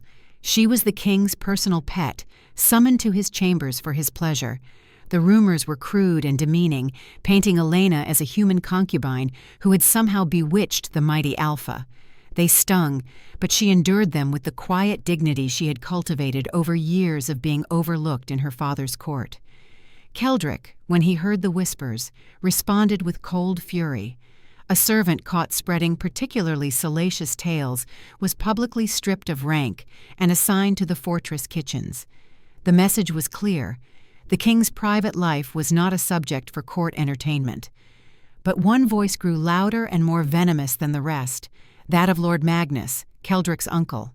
A powerfully built wolf with a cruel sneer permanently etched on his face, Magnus was a traditionalist who believed strength was the only virtue worth cultivating in a wolf. He had watched Keldric's reign with predatory patience, certain that his nephew's hidden weakness would eventually be his undoing. Magnus saw Elena as the ultimate symbol of Keldric's decay. To take a human bride was disgrace enough, a contamination of their pure bloodline. That Keldric now seemed to favor this fragile creature was proof that the king's mind was failing along with his body. He chose his moment carefully, at a formal dinner gathering the pack's highest-ranking lords and ladies. Keldric sat at the head of the table, a remote and imposing figure. Elena sat to his right, ignored as usual by most of the court. "It is a strange alliance our king has forged," Magnus began, his voice carrying across the hall. "One that brings us this delicate creature." He gestured toward Elena with his goblet. "Tell me, princess, what skills do you bring to the Northern Kingdom? Can you hunt? Can you fight? Can you bear a pure-blooded shifter heir?" The hall fell silent. Every eye turned to Elena, most expecting her to crumble under the public humiliation. Her face burned with embarrassment, but she kept her expression carefully neutral. She had no answer to give. She could do none of those things that shifters valued. Before she could stammer a reply, Keldric spoke, his voice like the crack of a glacier splitting. "My uncle forgets his place." It was not a defense of her, not exactly. It was a cold assertion of his own authority, a reminder to Magnus of the hierarchy. But the older shifter was undeterred. "I merely ask what value she brings," Magnus pressed, emboldened by wine and long-simmering resentment. "Our people are strong. We have no place for weakness in the royal court." His gaze moved deliberately between Elena and Keldric. A king's mate should be his strength, not his fragile liability. The insult was clear, aimed as much at Keldric as it was at Elena. Keldric's hand tightened on the arm of his chair, his knuckles white with the effort of control. The air crackled with his suppressed rage, and Elena felt a tremor of his inner pain spike. She knew the stress was aggravating his curse. Beside her, Griffin tensed, ready to intervene if the confrontation escalated. But Keldric mastered himself with visible effort. "My choice of bride is not a subject for debate, Lord Magnus," he said, each word precise and deadly calm. "Neither is the value of our alliance with the southern kingdoms. If you find my decision so questionable, perhaps you would prefer to discuss the matter privately." It was a challenge, subtle but unmistakable. Magnus would either back down or face his alpha directly, away from the protection of the public gathering. The older wolf held Keldric's gaze for a tense moment before inclining his head in a gesture that was more mockery than respect. "As you wish, my king. I am, as always, concerned only with the strength and purity of our pack." The dinner continued, but the atmosphere remained charged with tension. Elena felt the weight of stares, some curious, others openly hostile. She maintained her composure, but inside she was shaken. Not by Magnus's cruelty, she had endured similar dismissals her entire life, but by the realization that her presence was causing Keldric political complications she hadn't fully understood. Later that night, alone in her chambers, Elena stood on her balcony, watching the moonlight on the distant mountains. The night was clear and bitterly cold, the stars impossibly bright in the northern sky. She pulled her fur cloak tighter around her shoulders, her breath forming small clouds in the freezing air. The sound of her chamber door opening made her turn. Keldrick stood in the doorway, his tall frame silhouetted against the light from the corridor. It was the first time he had come to her chambers, rather than summoning her to his. "May I enter?" he asked, his deep voice oddly formal. Elena nodded, surprised by the unexpected visit. "Of course." Keldrick closed the door behind him and approached, his movements fluid despite the constant pain she knew he endured. In the moonlight streaming through the balcony doors, his features seemed less harsh, the perpetual tension in his face softened by shadow. "My uncle's words were unacceptable," he said without preamble. "He will be dealt with." "It's nothing I haven't heard before," Elena replied, turning back to the view. "In my father's court, I was the human disappointment. Here, I'm the human liability. The words change, but the sentiment remains the same." Keldrick moved to stand beside her at the balcony railing, his presence radiating warmth in the cold night air. "You are neither disappointment nor liability." Elena glanced at him, surprised by the declaration. "No? What am I then?" "You are—" Keldrick paused, seemingly struggling with the inadequacy of words. "You are unexpected." A small, rueful smile touched Elena's lips. "That's diplomatic." "It is honest," he countered. "In all my years as Alpha, in all the battles and negotiations and challenges I have faced, nothing prepared me for you." He looked out at the mountains, his profile strong against the night sky. A human with a gentler touch than any healer, braver than many warriors I've known. The praise, so unexpected from his usually guarded lips, warmed something deep inside her. "I'm not brave. I just do what needs to be done." That is the very definition of courage. They stood in silence for a moment, the night air crisp between them. Finally, Keldrick spoke again, his voice lower than before. "I came to warn you. Magnus's challenge tonight was not merely about you. It was about me, about perceived weakness in my rule." He turned to face her fully. "The coming days may be difficult. The curse responds to conflict, to challenges of my authority. What you witnessed last night may become more frequent." Understanding dawned on Elena. "That's why you've isolated yourself all these years.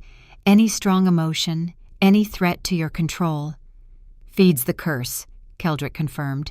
"A perfect trap for an Alpha.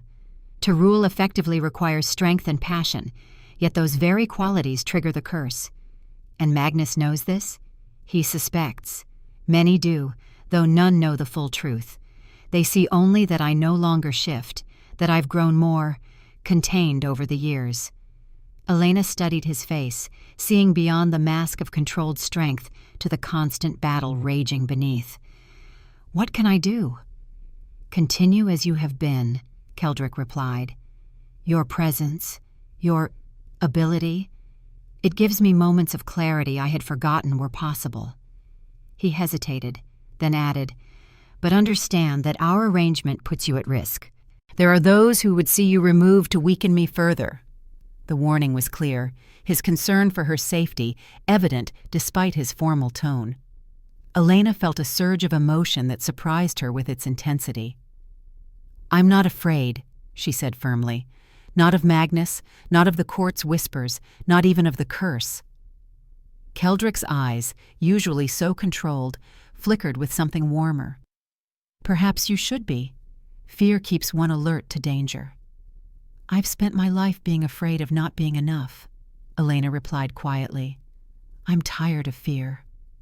Without thinking, she reached out and laid her hand on his arm. The familiar sensation of his pain flowed into her, but alongside it came something else, a connection, a recognition of kindred spirits despite their outward differences. Keldrick looked down at her hand, then back to her face. The moonlight illuminated his features, revealing an expression of wonder and uncertainty. For a moment, he seemed on the verge of saying something more, something significant. But the moment passed. He stepped back, breaking the physical contact, though his gaze remained on her. "Rest well, Elena of Thornscar," he said formally. "Dawn comes early to these mountains." With a slight bow of his head, he turned and left her chambers, the door closing softly behind him.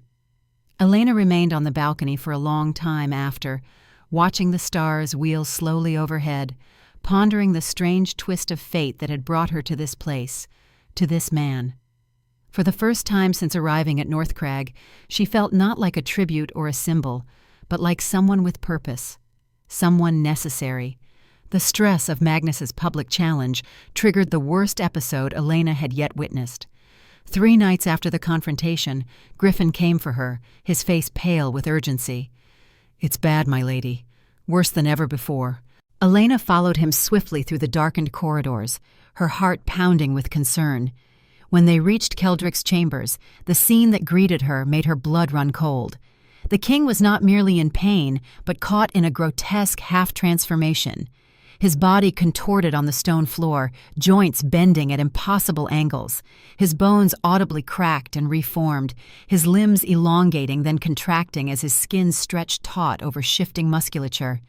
Black veins pulsed across his exposed flesh like living tendrils, a visible manifestation of the curse's malevolence. This was not his wolf form. This was the curse, a monster wearing Keldrick's skin. His eyes glowed with a feral, agonized light, no longer gray but a sickly amber shot through with red. His fingers, half transformed into claws, gouged furrows into the stone floor as he fought against the corrupted transformation. Griffin stood rooted near the door, one hand instinctively on the hilt of his sword. Elena recognized the conflict in his posture, duty to protect his king warring with the instinctive revulsion of a shifter faced with abomination. But where Griffin saw a monster, Elena saw only Keldrick, the proud king trapped inside a twisted shell, fighting a battle he had been losing alone for years. Her fear was eclipsed by a fierce wave of protective determination.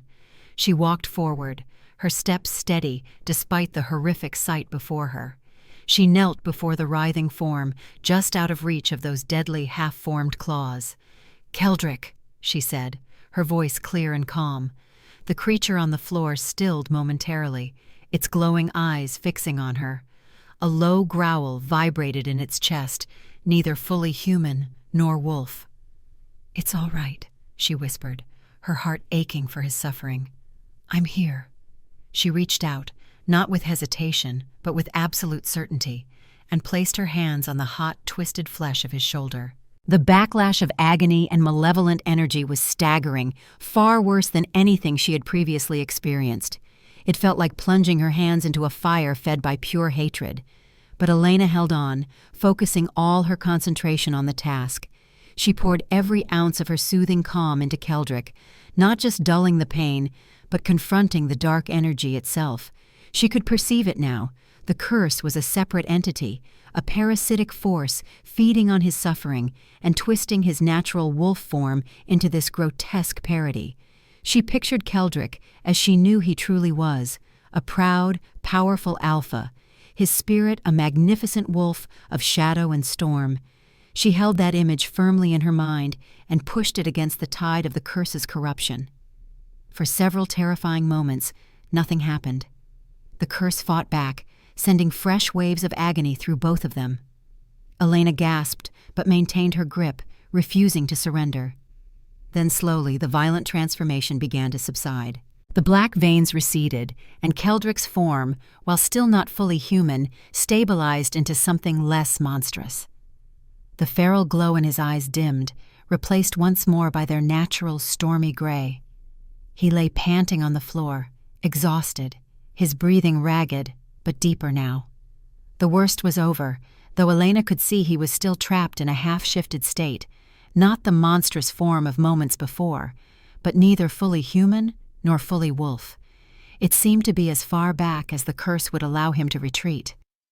"Elena," he rasped, her name a prayer on his lips.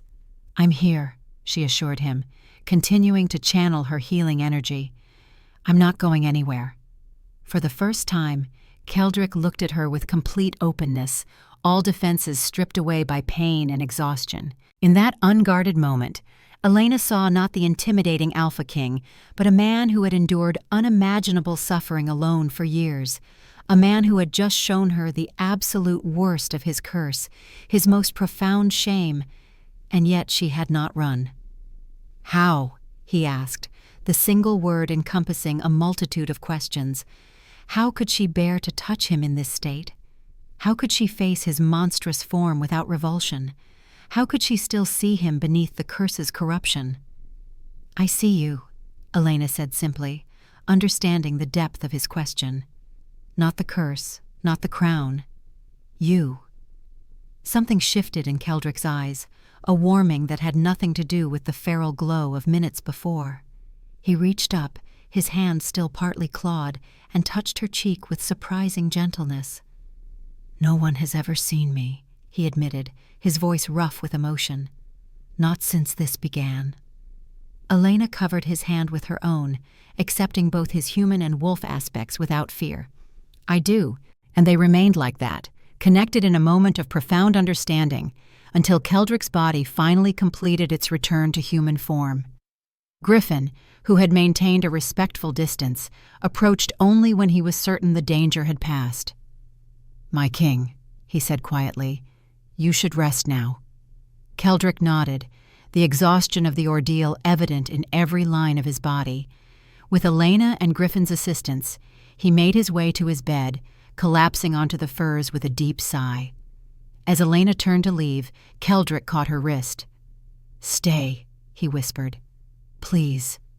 The request, so vulnerable from a man accustomed to command, touched something deep within Elena. She nodded, settling into a chair beside the bed, her hand still in his. Griffin retreated silently, closing the door behind him. In the quiet that followed, with only the crackling of the fire disturbing the silence, Elena watched as Keldrick's breathing gradually evened out into sleep. His face, usually so guarded, was relaxed in slumber, years of strain temporarily erased. She stayed through the night, her hand in his, a silent guardian against the darkness. When morning came, Elena awoke to find herself still in the chair, her neck stiff from the awkward position. Keldrick was already up, standing by the window, his broad shoulders silhouetted against the dawn light. He had donned a simple black tunic, but his feet were bare on the stone floor, an unexpectedly vulnerable detail. "You stayed," he observed without turning. "You asked me to." He was silent for a moment, watching the sun rise over the mountains. "What you saw last night, that is the truth of what I am now, what the curse has made me." "No," Elena said firmly, rising from the chair. "What I saw was what the curse is trying to make you. It is not what you are." Keldrick turned to face her, his expression somber. "Few would make that distinction. Perhaps that is why the curse remains unbroken. Everyone, including you, has accepted its reality as immutable." A flicker of something, hope, perhaps, crossed Keldrick's face before being carefully controlled. "You speak of breaking the curse as if it were a simple matter of perspective." "Not simple," Elena acknowledged, moving to stand before him. "But perhaps not impossible either. Last night I felt something different. When I focused on your true form, your true self, the curse retreated further than before." Keldrick studied her with an intensity that would have been unnerving weeks ago, but now felt natural. "What exactly did you do?" Elena considered the question, trying to articulate what had been largely instinctual. "I didn't just soothe the pain as I usually do. I confronted the curse directly. I could sense it as a separate entity, feeding on your suffering. When I pictured your true form, your true wolf, it seemed to weaken the curse's hold." "My true wolf," Keldrick repeated softly. "I have not fully shifted in 5 years. The risk has been too great." "Perhaps that is what the curse wants," Elena suggested. "For you to fear your own nature, to live divided against yourself." Keldrick's gaze sharpened. "You may be right. Roja was clever in her vengeance. What better way to destroy an alpha than to make him fear his own wolf?" A knock at the door interrupted their conversation. Griffin entered, his face carefully composed though his eyes flicked between them with subtle curiosity. "My king, the council awaits your presence. Lord Magnus has raised concerns about the eastern border again." Keldrick's expression hardened, the vulnerable moment passing. "Tell them I will join shortly."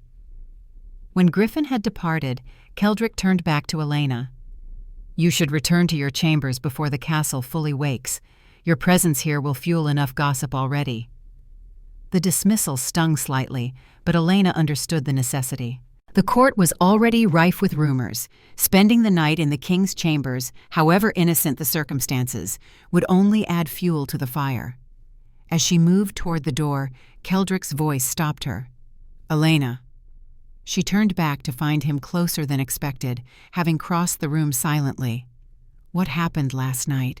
What you did? Thank you." The sincerity in his usually guarded voice made her heart skip. "You're welcome." He hesitated, then added, "I have council duties today, but perhaps tonight we might continue our discussion, not out of necessity, but by choice." It was an invitation, not a summons for healing, a distinction that felt enormously significant. "I would like that," Elena replied, unable to suppress a small smile. Keldrick nodded, his own lips curving slightly in response. "Until tonight, then." The day passed with agonizing slowness. Elena tried to occupy herself with books from the fortress library, but her mind kept returning to the night before, the intensity of their connection, the vulnerability in Keldrick's eyes, the way he had looked at her not as a fragile human, but as someone of value. Late in the afternoon, Lyra arrived with a new gown, deep blue with silver accents, made of a soft, flowing fabric that caught the light as it moved. "The Alpha King requested you wear this tonight," Lyra explained, her expression carefully neutral, though her eyes held a hint of curiosity.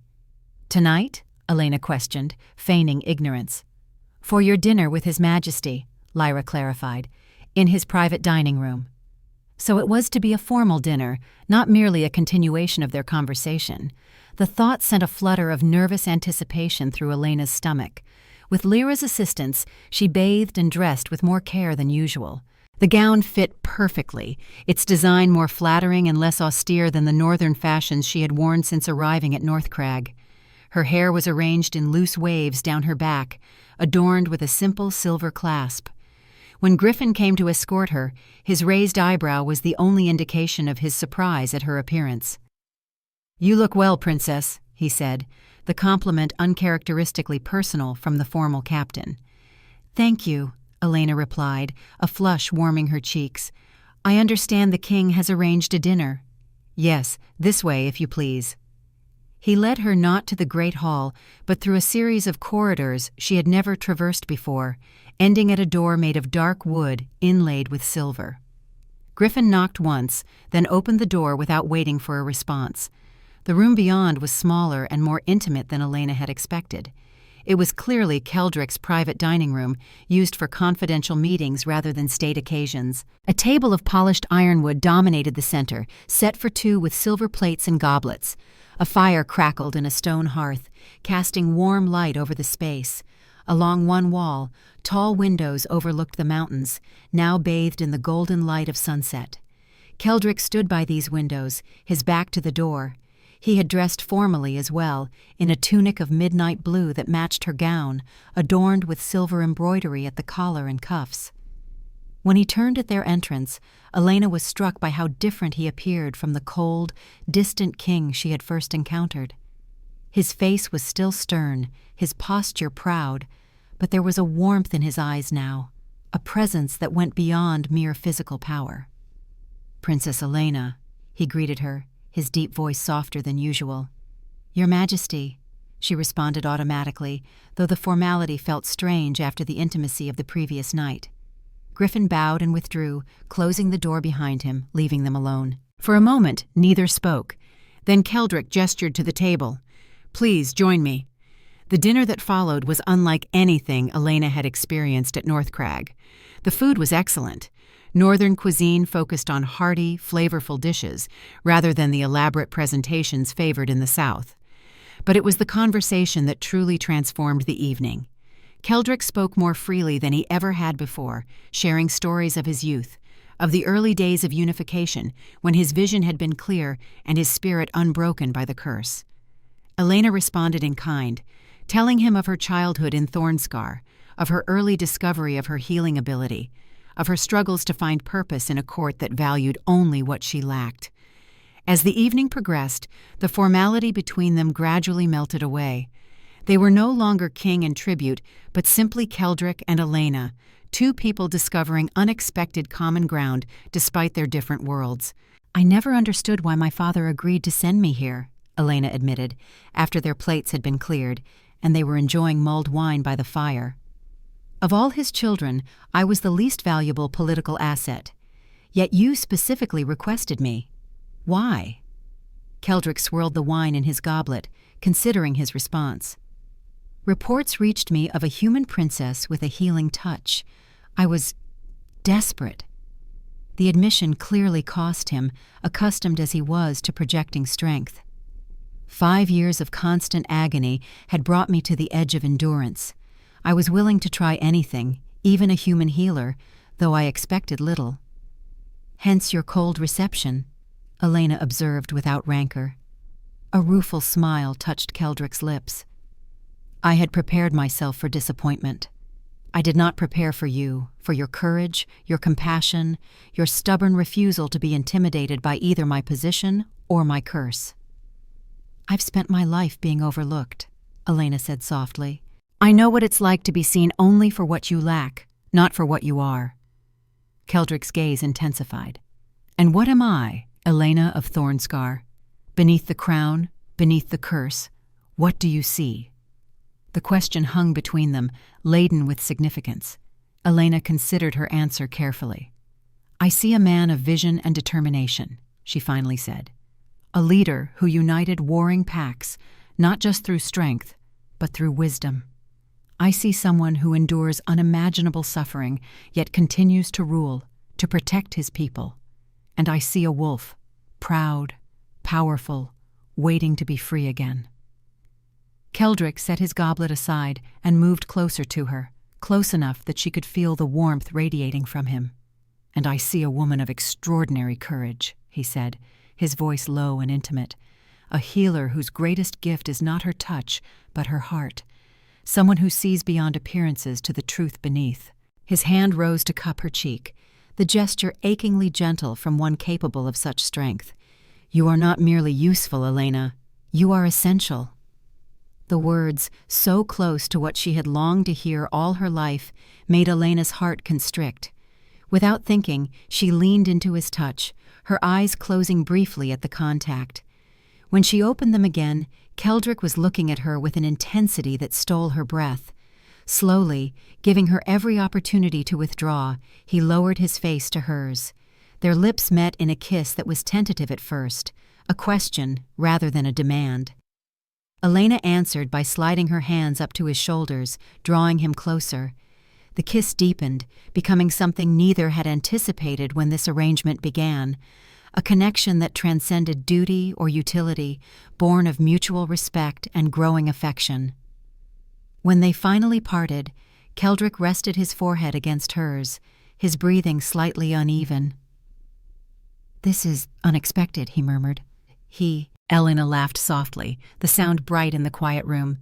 "You say that about me often. Because you continually surprise me." His smile, rare and transformative, made him look years younger, unburdened by the weight of crown and curse. "Few things surprise an Alpha King." The intimacy of the moment was broken by a sharp knock at the door. Keldrick stepped back, his expression shifting smoothly back to regal composure. "Enter," he commanded. Griffin appeared, his face grim.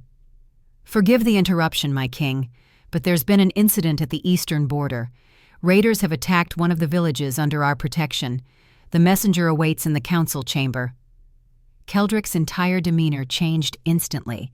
The warmth of moments before was replaced by the focused intensity of a ruler faced with a threat to his people. I'll come immediately." He turned to Elena, regret evident in his eyes despite his controlled expression.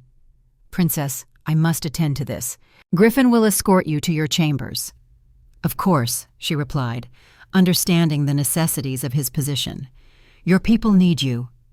He took her hand, pressing it briefly to his lips in a gesture that managed to be both formal and intimate. "We will continue our discussion another time." With that promise lingering between them, he departed, his stride purposeful, every inch the Alpha King once more. Griffin waited for Elena to gather her shawl before escorting her back through the quiet corridors of the fortress. His expression gave away nothing of his thoughts regarding what he might have witnessed, but Elena sensed a new respect in his manner. "The eastern villages," she said as they walked. "They're the ones Lord Magnus was concerned about?" "Yes, Princess," Griffin confirmed. "They lie at the border of our territory, vulnerable to raiders from the Broken Lands." "And Magnus advocated for increased patrols there?" Griffin glanced at her sharply. "You are well informed." "I listen," Elena replied simply, "even when people think I'm merely decorative." A ghost of a smile touched Griffin's scarred face. "A useful skill in any court." He hesitated, then added, "Magnus will use this incident to challenge the king's judgment publicly. It will be difficult."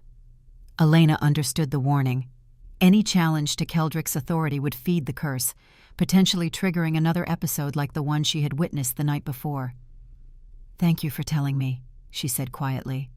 Griffin nodded, his loyalty to Keldrick evident in his concern. "The king has been different since you arrived. Stronger in some ways, more himself. Whatever you are doing, Princess, it helps." It was the closest the stoic captain had come to directly acknowledging the change in his king, and it warmed Elena to know that Keldrick had at least one person truly devoted to his well-being. When they reached her chambers, Griffin bowed formally. "Rest well, Princess. I suspect the coming days will be demanding for us all." Griffin's prediction proved accurate. The attack on the eastern village became the focal point of court tensions. Lord Magnus wasted no time in using the incident to question Keldrick's judgment, suggesting that the king's preoccupation with southern matters had left their borders vulnerable. 3 days after the raid, a formal council was called to address the situation. For the first time since her arrival, Elena was invited to attend, taking a seat slightly behind Keldrick's position at the head of the long stone table. Her presence raised eyebrows among the council members, but none dared question the king's decision openly. The council chamber was an austere space designed for serious deliberation rather than ceremony. Maps of the northern territories covered one wall, with markers indicating patrol routes and pack boundaries. The council members, 12 in all, representing the various united packs, took their places with formal precision. Lord Magnus arrived last, his timing clearly calculated to draw attention. He was a broad-shouldered man with silver threading his dark hair, his face marked with the lines of age, but his body still powerful. His eyes, a cold blue unlike Keldrick's stormy gray, scanned the room with calculating intensity, lingering briefly on Elena with ill-disguised contempt. "My lords," Keldrick began, his voice steady and authoritative, "we are gathered to address the attack on Easthold Village and to determine our response. Captain Griffin will present the facts as we know them." Griffin stepped forward, detailing the raid with military precision.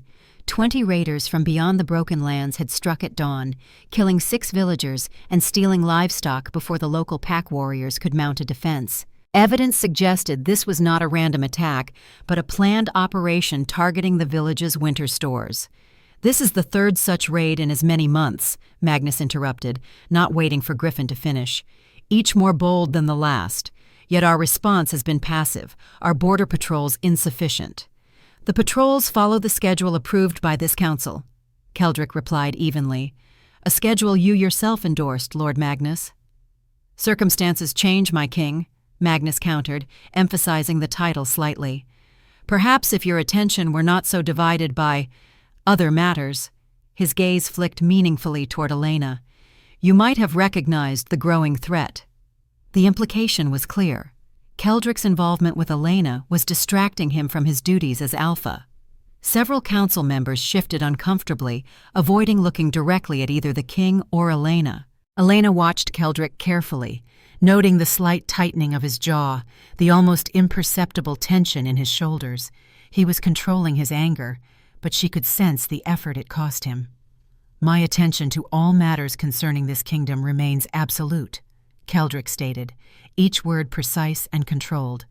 "But I welcome the Council's insights on strengthening our eastern defenses." What followed was a detailed discussion of patrol patterns, resource allocation, and potential fortifications. Throughout, Magnus continued to inject subtle challenges to Keldrick's leadership, each carefully phrased to avoid outright insubordination while undermining confidence in the king's judgment. Elena observed the political maneuvering with growing concern. Magnus was skilled, his strategy designed to provoke Keldrick while maintaining plausible deniability. The other council members were clearly uncomfortable, caught between loyalty to their alpha and the practical concerns Magnus raised. As the debate continued, Elena noticed something alarming. The veins on Keldrick's wrists, visible where his hands rested on the table, were beginning to darken slightly, the first sign of the curse responding to his suppressed emotion. No one else seemed to notice, their attention focused on the maps and arguments, but Elena recognized the warning sign. Without drawing attention to herself, she shifted slightly in her seat, moving just close enough that her knee pressed lightly against Keldrick's leg beneath the table. It was the barest of contacts, but it allowed her to channel a subtle stream of her calming energy toward him. Keldrick gave no outward indication that he noticed, but the darkening veins gradually faded back to normal. When he next spoke, his voice was perfectly steady, his arguments clear and commanding. He systematically addressed each of Magnus's concerns while presenting his own strategy for strengthening the eastern defenses, doubling patrols but rotating them unpredictably to avoid creating patterns the raiders could exploit. The council gradually aligned behind Keldrick's plan, even Magnus finding little to criticize in the comprehensive approach. When the meeting concluded, the tension had dissipated, replaced by purposeful determination to protect their territories. As the council members filed out, Keldrick remained seated, ostensibly reviewing documents. Magnus paused at the door, his gaze moving between the king and Elena with calculated assessment. "An impressive council, my king," he said, his tone just short of sarcastic. "Your clarity is remarkable given recent events." "Thank you for your concern, Uncle," Keldrick replied smoothly. "Your input is always valued, if not always adopted." A flash of anger crossed Magnus's face before being quickly controlled. "Family must look out for one another, after all. We wouldn't want the noble bloodline of our pack to suffer unfortunate influences." With that parting barb clearly aimed at Elena's human heritage, Magnus departed, his confident stride that of a man who believed time was on his side. When only Keldrick, Elena, and Griffin remained in the chamber, Keldrick released a deep breath, some of the rigid control leaving his posture. "He grows bolder," Griffin observed grimly. "He senses weakness," Keldrick replied, rubbing his wrist where the dark veins had briefly appeared. "And he's not entirely wrong. The curse has been stronger since the eastern raids began." "Yet you controlled it today," Elena pointed out. "Better than I've seen before." Keldrick's eyes met hers, warming slightly from their professional coldness. "Thanks to you." He gestured to where their knees had touched beneath the table. "Your assistance was subtle but effective." Griffin looked between them with sudden understanding. "The princess helped you during the council?" "A new development," Keldrick confirmed. "It seems Elena's gift works even through minor contact, not just during the episodes." The implications of this discovery were significant. If Elena could help Keldrick manage the curse through subtle means, he might function more effectively in public settings, strengthening his position against Magnus's machinations. "This could change everything," Griffin said, voicing what they were all thinking. "Or it could make us more dependent on something we don't fully understand," Keldrick cautioned, ever the pragmatist. "The curse adapts, learns. What works today may fail tomorrow." Elena understood his concern, but saw more hope than danger in their discovery. Then we adapt as well. We learn more about the curse, about how my ability affects it. Keldrick studied her for a long moment, his expression thoughtful. You continue to surprise me, Elena of Thornscar. Most would flee from deeper involvement with this curse. I'm not most people, she replied simply. A ghost of a smile touched his lips. No, you certainly are not. He rose from his chair, decision made. We need to understand more about blood magic and this specific curse. The fortress library has ancient texts, but they are incomplete. There is someone who might know more. A hermit scholar who lives in the high passes, a shifter who once studied with the southern mages. Castar, Griffin supplied, his tone suggesting he knew where this was heading. Yes, Keldrick confirmed. He has avoided involvement in pack politics for decades, but he owes me a debt. It's time to collect. Griffin nodded. I'll send a messenger immediately. No, Keldrick said firmly. This must be handled discreetly. Magnus has eyes everywhere. I will go myself. My king, that's too dangerous, Griffin protested. The high passes are treacherous even in good weather, and you would be vulnerable if the curse— I won't go alone, Keldrick interrupted, his gaze returning to Elena. The princess will accompany me.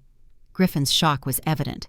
A diplomatic journey is one thing, but this is necessary, Keldrick finished for him. Her presence helps control the curse, and Castar is more likely to speak freely to her than to me. He has always had a fondness for humans and their perspectives. Elena, surprised by the sudden inclusion in their plans, found herself both apprehensive and excited by the prospect. I am willing, she said before Griffin could raise further objections. Keldrick nodded, satisfied. We'll leave at dawn, traveling light and fast.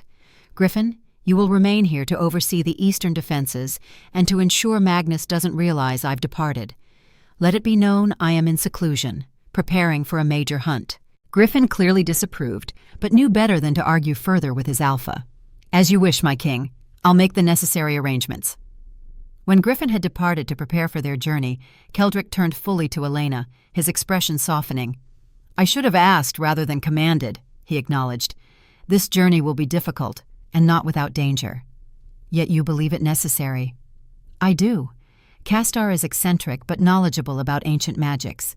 If anyone can help us understand the connection between your gift and my curse, it's him. Keldrick hesitated, then added more softly, But more than that, I trust you. I cannot say that of many. The admission, simple but profound from a man in his position, warmed Elena deeply. Then I am honored to accompany you. Keldrick reached out, taking her hand in his much larger one. The contact sent the familiar sensation of his pain flowing into her, but it was manageable now, a constant background rather than an overwhelming flood. There is much we have yet to discuss, he said, clearly referring to the kiss they had shared and all it implied. Perhaps this journey will provide the opportunity. Elena smiled, squeezing his hand gently. I would like that. As she returned to her chambers to prepare for their departure, Elena felt a lightness she had not experienced since arriving at North Crag. The future remained uncertain, the curse still unbroken, but for the first time, there was real hope. Not just for Keldrick's freedom from pain, but for something she had never expected to find in this cold northern fortress: connection, purpose, and the beginnings of what might be love. They departed North Crag in the hour before dawn, when the fortress still slumbered and the mountain mist clung to the stone walls like a protective shroud. Elena wore practical riding clothes provided by Lyra, sturdy leather breeches, a thick woolen tunic, and a fur-lined cloak with a deep hood that concealed her face. Keldrick had similarly dressed for discretion rather than status, his royal insignia absent, his imposing figure disguised beneath layers of functional travel gear. Griffin alone saw them off, his face taut with concern as he helped secure their provisions to the sturdy northern horses bred for mountain travel. 3 days to reach Castar's retreat, if the weather holds, he reminded Keldrick in a low voice. The eastern pass is clear for now, but snow comes quickly to the high peaks this time of year. We'll be swift, Keldrick assured him. Maintain the illusion of my presence here. Magnus must not suspect my absence. Griffin nodded, then turned to Elena with unexpected solemnity. "Watch over him, Princess. The mountains test even those born to them." "I will," she promised, touched by the gruff captain's evident concern. With a final exchange of silent nods, they mounted and rode out through a small side gate, avoiding the main courtyard where early rising servants might spot them. The horses' hooves were wrapped in cloth to muffle their sound on the stone path that wound down from the fortress into the valley below. As they descended, Elena cast a glance back at North Crag. In the gray, pre-dawn light, the fortress rose from the mountainside like a natural extension of the stone, dark and formidable. It had been her prison when she arrived, yet now she felt a strange reluctance to leave it behind. "Second thoughts?" Keldrick asked, noticing her backward gaze. "No," Elena replied honestly, "just reflecting on how much has changed since I arrived." Keldrick's eyes, alert for any sign of pursuit or observation, softened momentarily as they met hers. "For both of us." The admission, simple but profound from a man so habitually guarded, warmed Elena despite the biting cold of the morning air. They rode in companionable silence as dawn gradually illuminated the landscape around them. The terrain was rugged but breathtaking, towering pines heavy with frost, sheer cliff faces glittering with ice, and in the distance, the jagged peaks of the higher mountains wreathed in clouds. Wildlife abounded, from sure-footed mountain goats that watched their passage with curious eyes to the occasional glimpse of a fox's russet coat against the snow. By midday, they had left the main valley road for a lesser-known trail that wound upward into the mountains. The path narrowed, forcing them to ride single file, Keldrick leading the way with the confidence of one who knew these lands intimately. "Were you born in these mountains?" Elena asked during a brief rest, curious about the king's evident comfort in this harsh environment. "No," Keldrick replied, scanning the horizon as he spoke. "My clan originated in the forests to the west, but I learned these mountains during the Unification Wars. Every pass, every cave, every hidden valley. Knowledge of terrain often meant the difference between victory and defeat." "And after Unification, why choose North Crag as your seat rather than your ancestral lands?" A shadow passed over Keldrick's face. "North Crag stands at the crossroads of all the Pack territories. It belongs to all and none. Neutral ground, in a sense. And after the curse—" He paused, his gaze distant. "The isolation suited my condition." Elena understood. The fortress's remote location and intimidating presence had been as much for concealment as for defense, allowing Keldrick to hide his affliction from those who might exploit it. "Castar's retreat lies beyond the eastern ridge," Keldrick continued, changing the subject. "We should reach the base of the pass by nightfall. The climb begins tomorrow." As predicted, dusk found them at the foot of a towering mountain pass. The trail ahead disappeared into a narrow cleft between sheer rock faces, ominous even in daylight, but forbidding in the gathering darkness. "We'll camp here," Keldrick decided, indicating a small clearing sheltered by a rocky overhang. "The horses won't manage the pass in darkness, and neither would we." They established camp with efficient coordination, Keldrick gathering firewood while Elena arranged their sleeping furs and prepared a simple meal from their provisions. The routine felt strangely domestic, a momentary respite from the formality that usually defined their interactions. As night fully descended, they sat beside the fire, its crackling warmth a barrier against the mountain chill. Stars emerged above them, brighter and more numerous than Elena had ever seen in the southern skies. "They say the first wolves came from the stars," Keldrick said, following her upward gaze, "that they were not of this world, but fell from the heavens in a time before memory." "We have similar legends in the south," Elena replied, "though ours speak of celestial beings who took human form to walk among mortals." "Perhaps both are true in their way," Keldrick mused.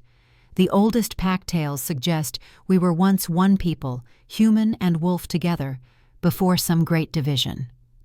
The conversation drifted through mythology and history, more relaxed than any they had shared before.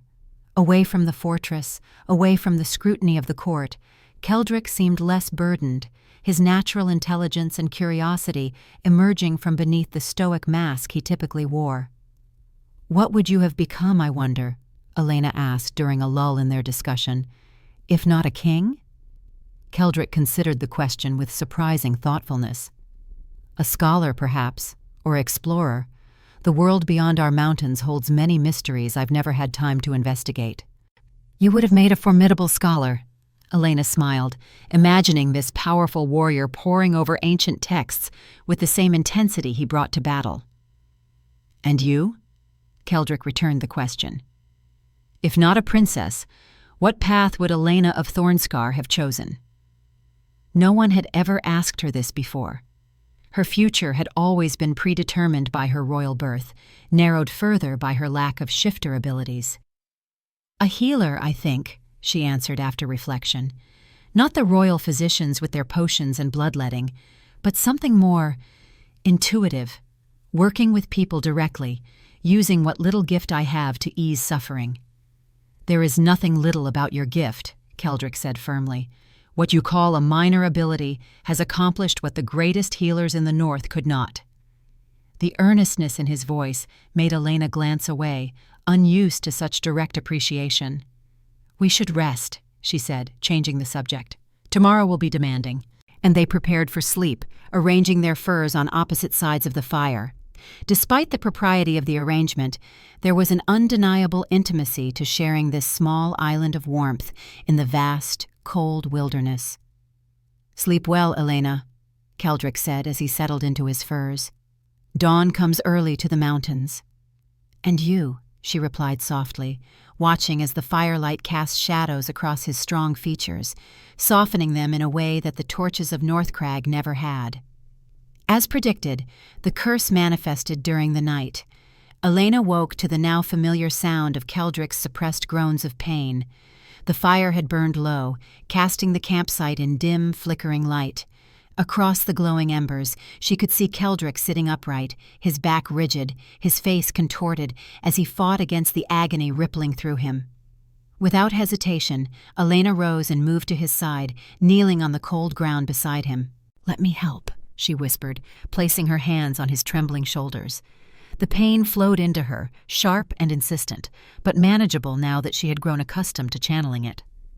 Keldrick's breathing gradually steadied as her ability took effect, the tension in his muscles slowly easing. "I'm sorry," he said hoarsely when he could speak again. "I had hoped, being away from the fortress, from the pressures of rule." "The curse follows you," Elena finished for him. "It's not your fault." They remained like that, her hands on his shoulders, sharing the burden of his pain, until the worst had passed. Neither mentioned how she eventually settled beside him, rather than returning to her own furs, or how natural it felt when his arm encircled her as they both drifted back to sleep. Morning brought crystalline skies and biting cold. They spoke little as they broke camp, but the silence was comfortable, filled with unspoken understanding rather than awkwardness. The events of the night had shifted something between them, acknowledgement that their connection extended beyond duty or necessity. The ascent through the pass proved as challenging as Griffin had warned. The trail was barely visible in places, winding between towering rock faces that blocked the sun and intensified the cold. Their horses, though bred for mountain travel, required careful guidance over treacherous sections where ice made the footing uncertain. By midday, they had reached the highest point of the pass.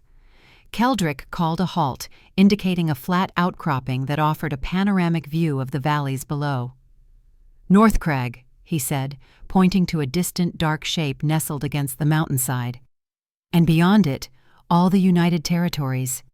Elena followed his gesture, marveling at the vastness of the landscape spread before them. From this height, the patchwork of forests, rivers, and settlements that comprised the northern kingdom seemed both expansive and fragile, a realm carved from wilderness through determination and sacrifice.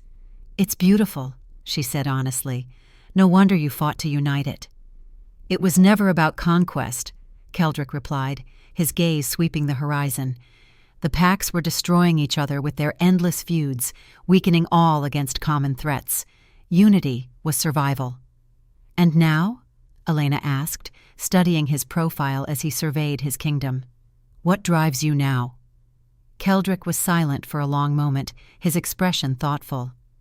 For years, it was endurance, merely surviving each day, each hour of pain, maintaining what I had built despite the curse's efforts to destroy me. He turned to her, his gray eyes unusually vulnerable in the clear mountain light.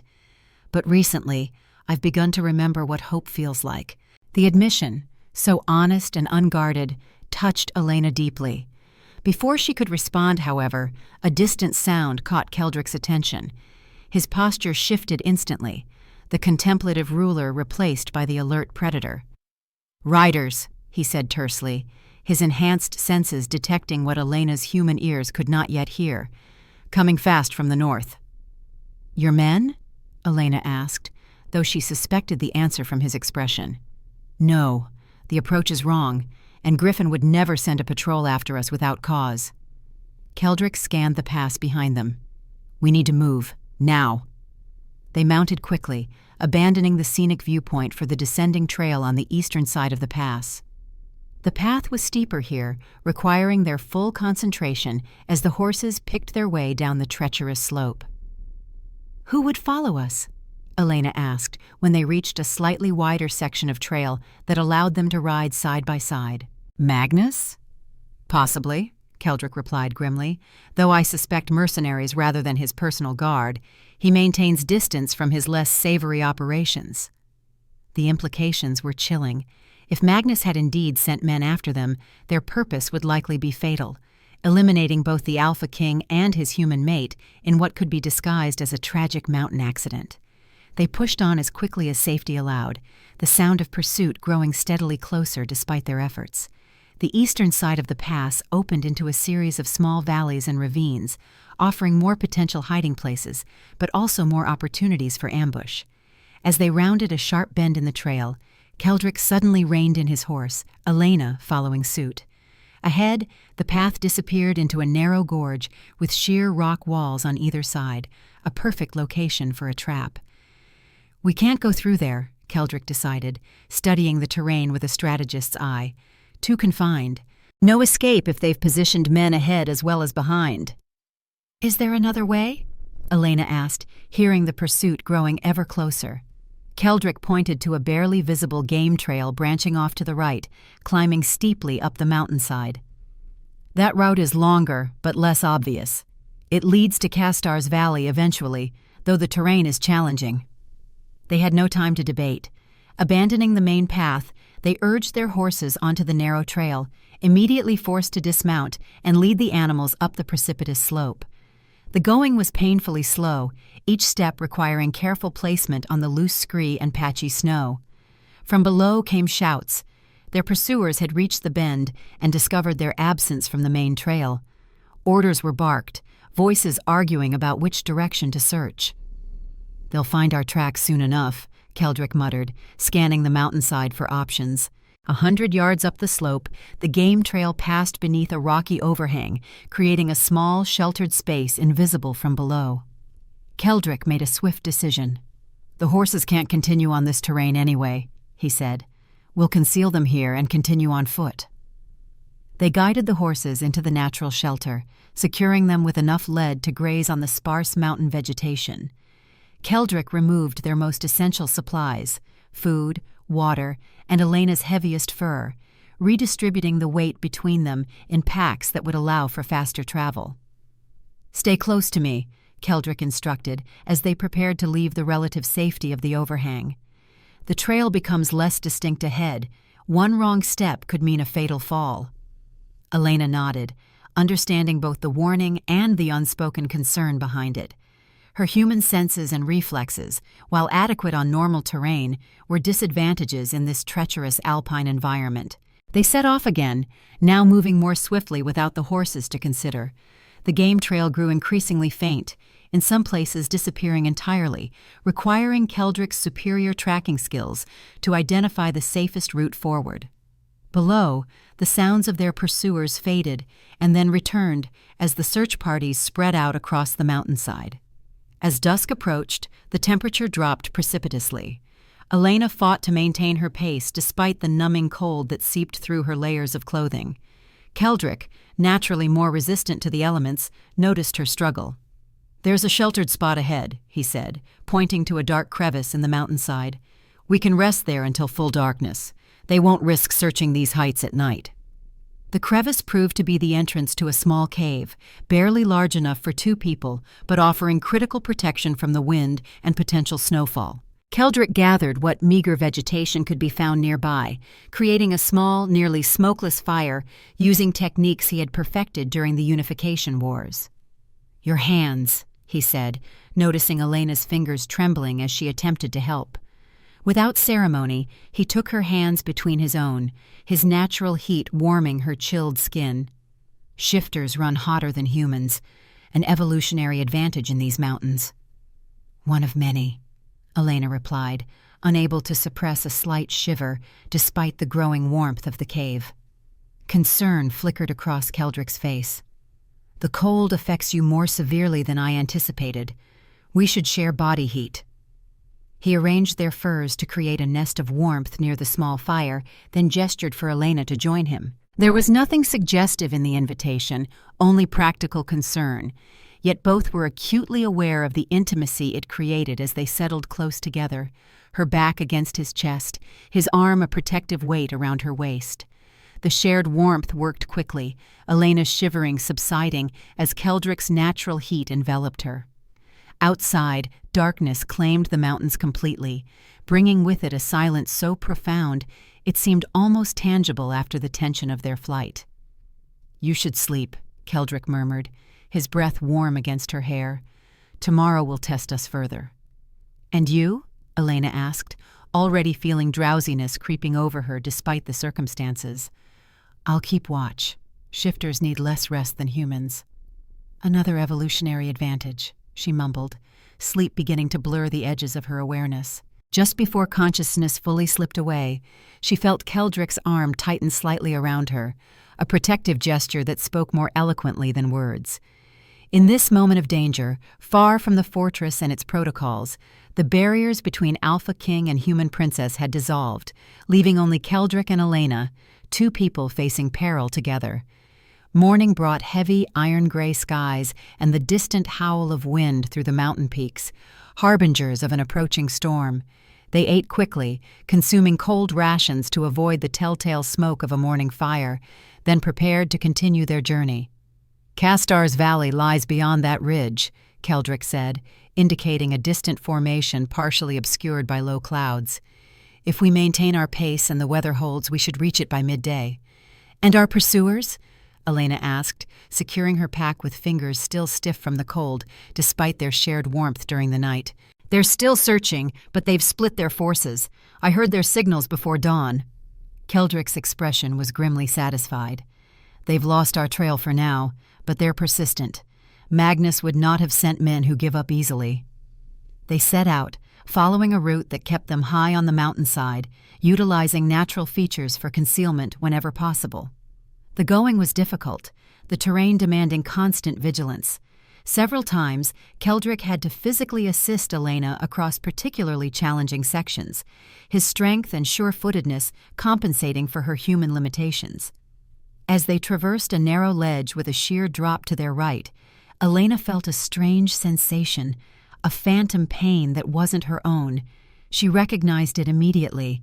Keldrick's curse was stirring. "Keldrick," she said quietly, reaching for his arm. "Let me help." He paused, surprise evident in his expression. "You can sense it? Before it manifests fully?" "Yes, it's like an echo. Faint, but recognizable." Keldrick's eyes widened slightly at this revelation. "That's new. The connection between us is evolving." There was no time to explore this development further. Elena placed her hand firmly on Keldrick's forearm, channeling her soothing energy to counter the building pain. To her relief, it worked. The nascent flare of the curse receded before it could take hold. "Thank you," Keldrick said simply, but his eyes conveyed deeper meaning. This new ability to preemptively counter the curse could be transformative. They continued, making steady progress despite the increasingly threatening weather.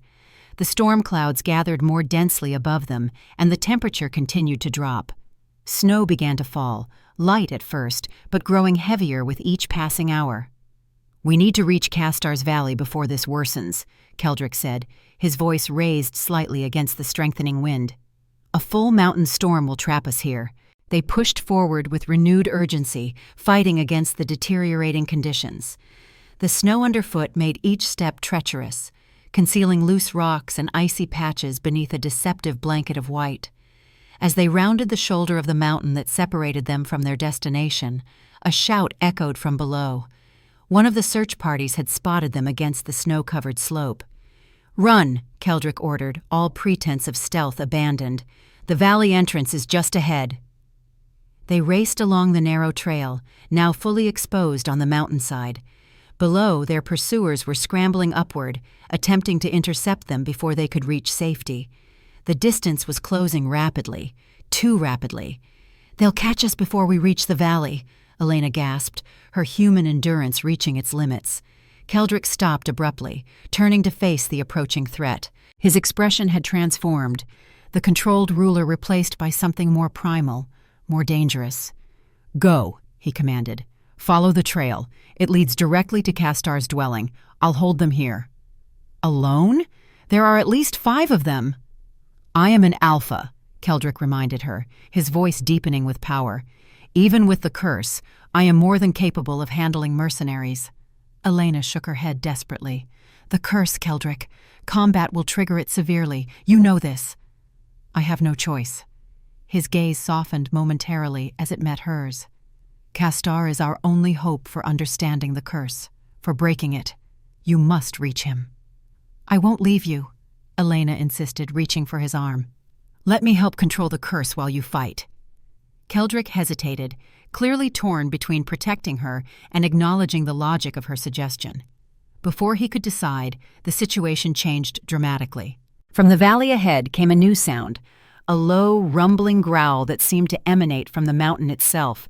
Both Keldrick and the approaching mercenaries froze, recognizing the warning for what it was. A massive wolf emerged from the swirling snow, easily twice the size of a normal shifter in wolf form. Its fur was pure white with streaks of silver, making it nearly invisible against the snowy backdrop. Ancient eyes, a deep amber that bordered on gold, surveyed the scene with uncanny intelligence. "Castar," Keldrick breathed, recognition and relief mingling in his voice. The great wolf growled again, the sound reverberating across the mountainside. Below, the mercenaries faltered, their courage evaporating in the face of this unexpected threat. After a moment's hesitation, they retreated, scrambling back down the slope with far less coordination than they had displayed in their pursuit. The white wolf watched until they had disappeared from sight, then turned its penetrating gaze to Keldrick and Elena. With a soft woof of acknowledgement, it turned and padded back along the trail, clearly expecting them to follow. "It seems Castar has found us," Keldrick said, the tension leaving his shoulders. "We are fortunate. Few ever see him in his wolf form." They followed the great white wolf through the final stretch of trail, which opened suddenly into a sheltered valley. Protected on all sides by towering peaks, the valley was remarkably verdant despite the surrounding alpine environment. A small lake, fed by a waterfall that plunged from the cliffs above, dominated the center of the space. Near its shores stood a stone dwelling, simple but well-constructed, with smoke rising from a central chimney. The white wolf led them to the dwelling's entrance, then, with a final assessing look, disappeared around the corner of the building. Moments later, the door opened to reveal an elderly man with a shock of silver-white hair and the same penetrating amber eyes they had observed in the wolf. "Keldrick Stone King," the old man said, his voice surprisingly strong despite his apparent age. "I wondered when you would seek me out." His gaze shifted to Elena, curiosity evident in his expression. "And you bring a human healer. Interesting. Very interesting." "Castar," Keldrick greeted him formally. "We come seeking your wisdom." "Of course you do," the old shifter replied with a hint of amusement. "No one climbs to my valley for the pleasure of my company." He stepped aside, gesturing for them to enter. "Come in before the storm worsens. We have much to discuss, it seems." The interior of Castar's dwelling was unexpectedly comfortable. A central hearth provided warmth and light, while shelves lined with books, scrolls, and curious artifacts covered every available wall space. The furnishings were simple but well-crafted, with furs and woven blankets adding touches of comfort. "Sit," Castar instructed, indicating a pair of chairs near the fire. "You are exhausted, and these mountains show no mercy to the weary." As they settled gratefully into the offered seats, the old shifter busied himself preparing a steaming beverage, adding herbs from various containers to a pot hanging over the fire. "Those men who pursued you," he remarked casually, "they were not common brigands." "No," Keldrick confirmed. "They were sent by one who seeks my throne." "Ah, politics, the most vicious predator in any realm." Castar handed them each a cup of the fragrant brew. "Drink. It will restore your strength and clear your minds." The liquid was bitter, but not unpleasant, leaving a warmth that spread quickly through Elena's chilled body. Almost immediately, the fatigue of their arduous journey began to recede, replaced by a calm alertness. "Now," Castar said, taking a seat across from them, "tell me why the Alpha King and his human mate have risked death to reach my door." "She is not," Keldrick began, then paused, reconsidering. "The princess and I seek information about a specific curse, a binding of wolf and pain cast by the blood witch Roja during the final battle of unification." Castar's eyes sharpened with interest. "Roja's binding. I wondered if that was the affliction I sensed in you." He studied Keldrick intently. 5 years you've carried it, by my reckoning. Most would have succumbed long ago." "Not by choice," Keldrick said grimly. "The curse ensures one endures, no matter how great the suffering." "Indeed, a particularly elegant cruelty." Castar turned his penetrating gaze to Elena. "And you, human princess, you have found a way to ease his pain, have you not? A most unexpected development." Elena nodded, surprised by the old shifter's perception. "My touch seems to soothe it temporarily. Recently we've discovered I can even sense the curse before it fully manifests." "Fascinating," Castar murmured, rising to retrieve a weathered tome from one of his many shelves. "I have studied such curses for decades, though few have ever been successfully cast. Blood magic of this caliber requires immense power and typically the life force of the caster." "Roja died immediately after cursing me," Keldrick confirmed. "As expected. She poured her hatred, her very essence, into the binding." Castar leafed through the ancient book, stopping at a page covered with faded script and arcane diagrams. "The curse creates a parasitic relationship between pain and wolf spirit. Each feeds the other in an ever-increasing cycle." "Can it be broken?" Elena asked, the question that had brought them across mountains and through danger. Castar closed the book thoughtfully. "Traditional methods would fail. No counterspell, no potion, no ritual can undo what was sealed with a witch's dying hatred." He fixed his amber eyes on Elena. "But your connection to the king introduces a new element, one Roja could not have anticipated." "What element?" Keldrick leaned forward, intent. "Empathy," Castar said simply. "True empathic healing is exceedingly rare, even among humans renowned for such gifts. It operates on principles that transcend conventional magic. The princess doesn't merely dull your pain, she shares it, transforms it through her own spirit." "But is that enough to break the curse?" Elena pressed. Castar studied them both, his expression unreadable. "Perhaps. But it would require something more, something equal in power to the hatred that forged the binding." "What could equal such hatred?" Keldrick asked, frustration edging his voice. The old shifter's lips curved in a knowing smile. "I think you already suspect the answer, Stone King. What force has opposed hatred since the dawn of time? What emotion is hatred's true antithesis?" Understanding dawned on Elena first, her eyes widening slightly as she glanced at Keldrick. "Love," she said quietly. "A binding of love to counter a binding of hate." "Precisely," Castar confirmed, "but not any love. It must be freely given, fully realized, and, most critically, it must flow both ways. The curse was created to isolate, to convince its victim that suffering alone was strength. Its opposite would be connection, vulnerability, the willing sharing of both pain and joy. Keldrick's expression had grown carefully neutral, though Elena could sense the tension radiating from him. "You speak of a theoretical solution," he said, his voice controlled. "What would this require in practical terms?" "A ritual," Castar replied, "performed during the peak of the curse's manifestation, when it is most vulnerable to counteraction. The princess would need to channel not just calming energy, but the full force of her connection to you. You, in turn, would need to fully embrace both your human and wolf aspects simultaneously, the very state the curse prevents." "That sounds impossible," Elena said, dismayed. "The curse specifically prevents Keldrick from fully shifting." "Indeed," Castar agreed. "That is why few such curses are ever broken.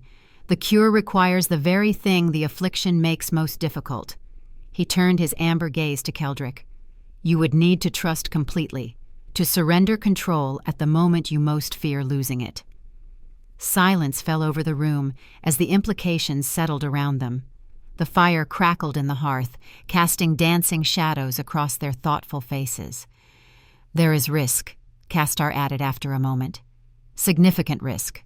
Should the ritual fail, the curse could consume you both. The princess, having formed a deep empathic bond, would be vulnerable to the same affliction that torments you." Keldrick's reaction was immediate and fierce. "Unacceptable. I will not risk Elena's safety." "The choice is not yours alone," Elena countered, surprising herself with her boldness. "I have come this far willingly. The risk is mine to accept or refuse." Keldrick turned to her, his gray eyes stormy with conflict. "You don't understand what you're offering. This curse is a living nightmare, Elena. I would not wish it upon my worst enemy, let alone—" He stopped abruptly, the unspoken words hanging in the air between them. "Let alone someone you care for," she finished softly. Their gazes held, the connection between them almost tangible in the quiet room. Castar observed them with knowing eyes, seeing more than either fully acknowledged. "Consider carefully," the old shifter advised. "Such decisions should not be made in haste or under duress. Rest here tonight. The storm makes travel impossible anyway. Reflect on what you've learned, on what you're willing to risk. Both of you." He rose, indicating the conversation was temporarily concluded. "There is a chamber prepared through that doorway. I sensed your coming days ago, though I did not know who would arrive." "You have our gratitude, Castar," Keldrick said formally, though his mind was clearly elsewhere. The old shifter smiled enigmatically. "Save your gratitude until you've made your decision, Stone King. Some gifts come with heavy prices attached." As Castar retreated to another part of the dwelling, leaving them alone by the fire, the weight of their choices pressed upon them both. Outside, the storm howled across the mountains, a fitting accompaniment to the turmoil within. Elena studied Keldrick's profile, sharp and proud in the firelight. "You don't believe we should attempt the ritual," she stated, not a question, but an observation. "The risk to you is too great," he replied, his voice low but intense. "I have lived with this curse for 5 years. I can continue if necessary." "At what cost?" Elena challenged gently. "How much longer can you endure truly? And what becomes of your kingdom, your people, if you eventually succumb?" Keldrick's jaw tightened. "My people have strong leaders who would step forward." "Like Magnus?" The question was pointed, and Keldrick had no immediate response. "Your uncle would plunge the United Pacts back into chaos and isolation. Everything you've built would crumble. And you would risk your life, your very soul, to prevent this?" Keldrick turned to her fully now, his expression a complex mixture of admiration and frustration. "Why, Elena? Why would you take such a risk for a kingdom not your own, for a people who have shown you little but contempt?" The question hung between them, demanding an answer that went beyond duty or alliance. Elena took a deep breath, finding courage in the truth she had been gradually accepting. "Not for the kingdom," she said softly. "For you." The simple declaration shifted something in the air between them, an acknowledgement of feelings that had been growing since that first night she had eased his pain. Keldrick's expression softened, vulnerability replacing his usual guarded demeanor. "Elena," he began, her name almost a caress on his lips. Before he could continue, a distant howl cut through the storm's cacophony, a warning call from outside the valley. Keldrick was instantly alert, rising to his feet with the predatory grace that marked him as alpha. "Magnus's men," he said grimly. "They've found the valley entrance." Castar appeared in the doorway, his expression serious. "They are persistent, these hunters. The storm slows them, but they will reach us by morning." "We've brought danger to your door," Keldrick said, regret evident in his voice. "For that I apologize. The old shifter waved away the concern. "My valley has seen worse threats than desperate mercenaries, but their arrival forces your hand. You must decide tonight whether to attempt the ritual. By morning, you will either face your pursuers with the curse intact, or with both of us free of it," Elena finished when Castar trailed off.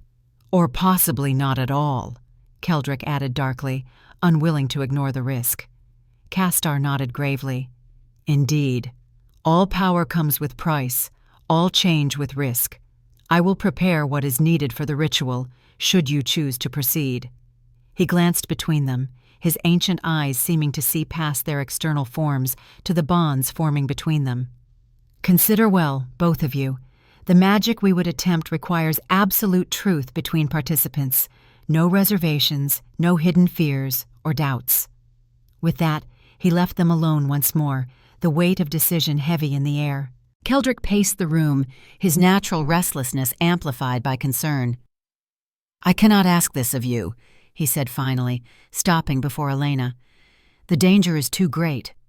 "You're not asking," Elena replied, rising to stand before him. "I am offering, freely." "Why?" The question was raw, stripped of pretense or royal dignity. "In truth, Elena, why would you risk everything for me?" Elena reached up, her palm gentle against his cheek in a gesture that had become familiar between them. As always, she felt the echo of his constant pain flowing into her, but now it was accompanied by something else, a warmth, a connection that transcended mere healing. "Because in you, I found purpose when I had none," she said softly. "Because in your eyes, even when you tried to hide it, I saw recognition of my worth when no one else ever had. Because She hesitated, then committed to the truth. "Because I love you, Keldrick. Not the Alpha King, not the political alliance, but you." The admission hung in the air between them, vulnerable and absolute.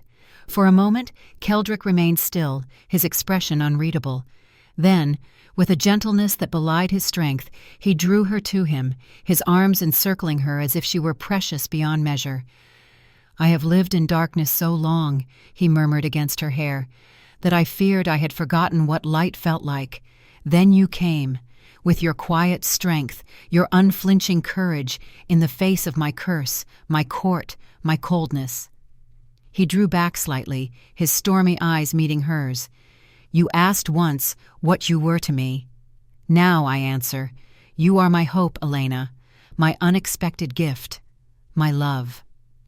The kiss that followed was different from their first, not tentative but certain, a sealing of truths long felt but newly spoken. In that moment, the howling storm, the approaching danger, even the curse itself seemed distant, secondary to the reality they created between them. When they finally parted, a decision had been made, unspoken but mutual. Whatever risks the ritual entailed, they would face them together. The alternative, returning to lives half-lived, one in physical torment, the other in emotional isolation, was no longer acceptable to either. "We will attempt the ritual," Keldrick stated, his voice steady with resolve. Elena nodded, her own determination matching his. "Tonight, before our pursuers arrive." As if sensing their decision, Castar reappeared, carrying an ancient wooden box inlaid with silver symbols. "Then we begin immediately," he said. "The storm reaches its peak. and with it, the power we may channel. Outside, the wind howled its challenge against the mountain peaks, and somewhere in the darkness, hunters approached. But within Castar's dwelling, something new had been acknowledged, a force perhaps strong enough to counter a curse born of the deepest hatred, love freely given, fully realized, flowing both ways.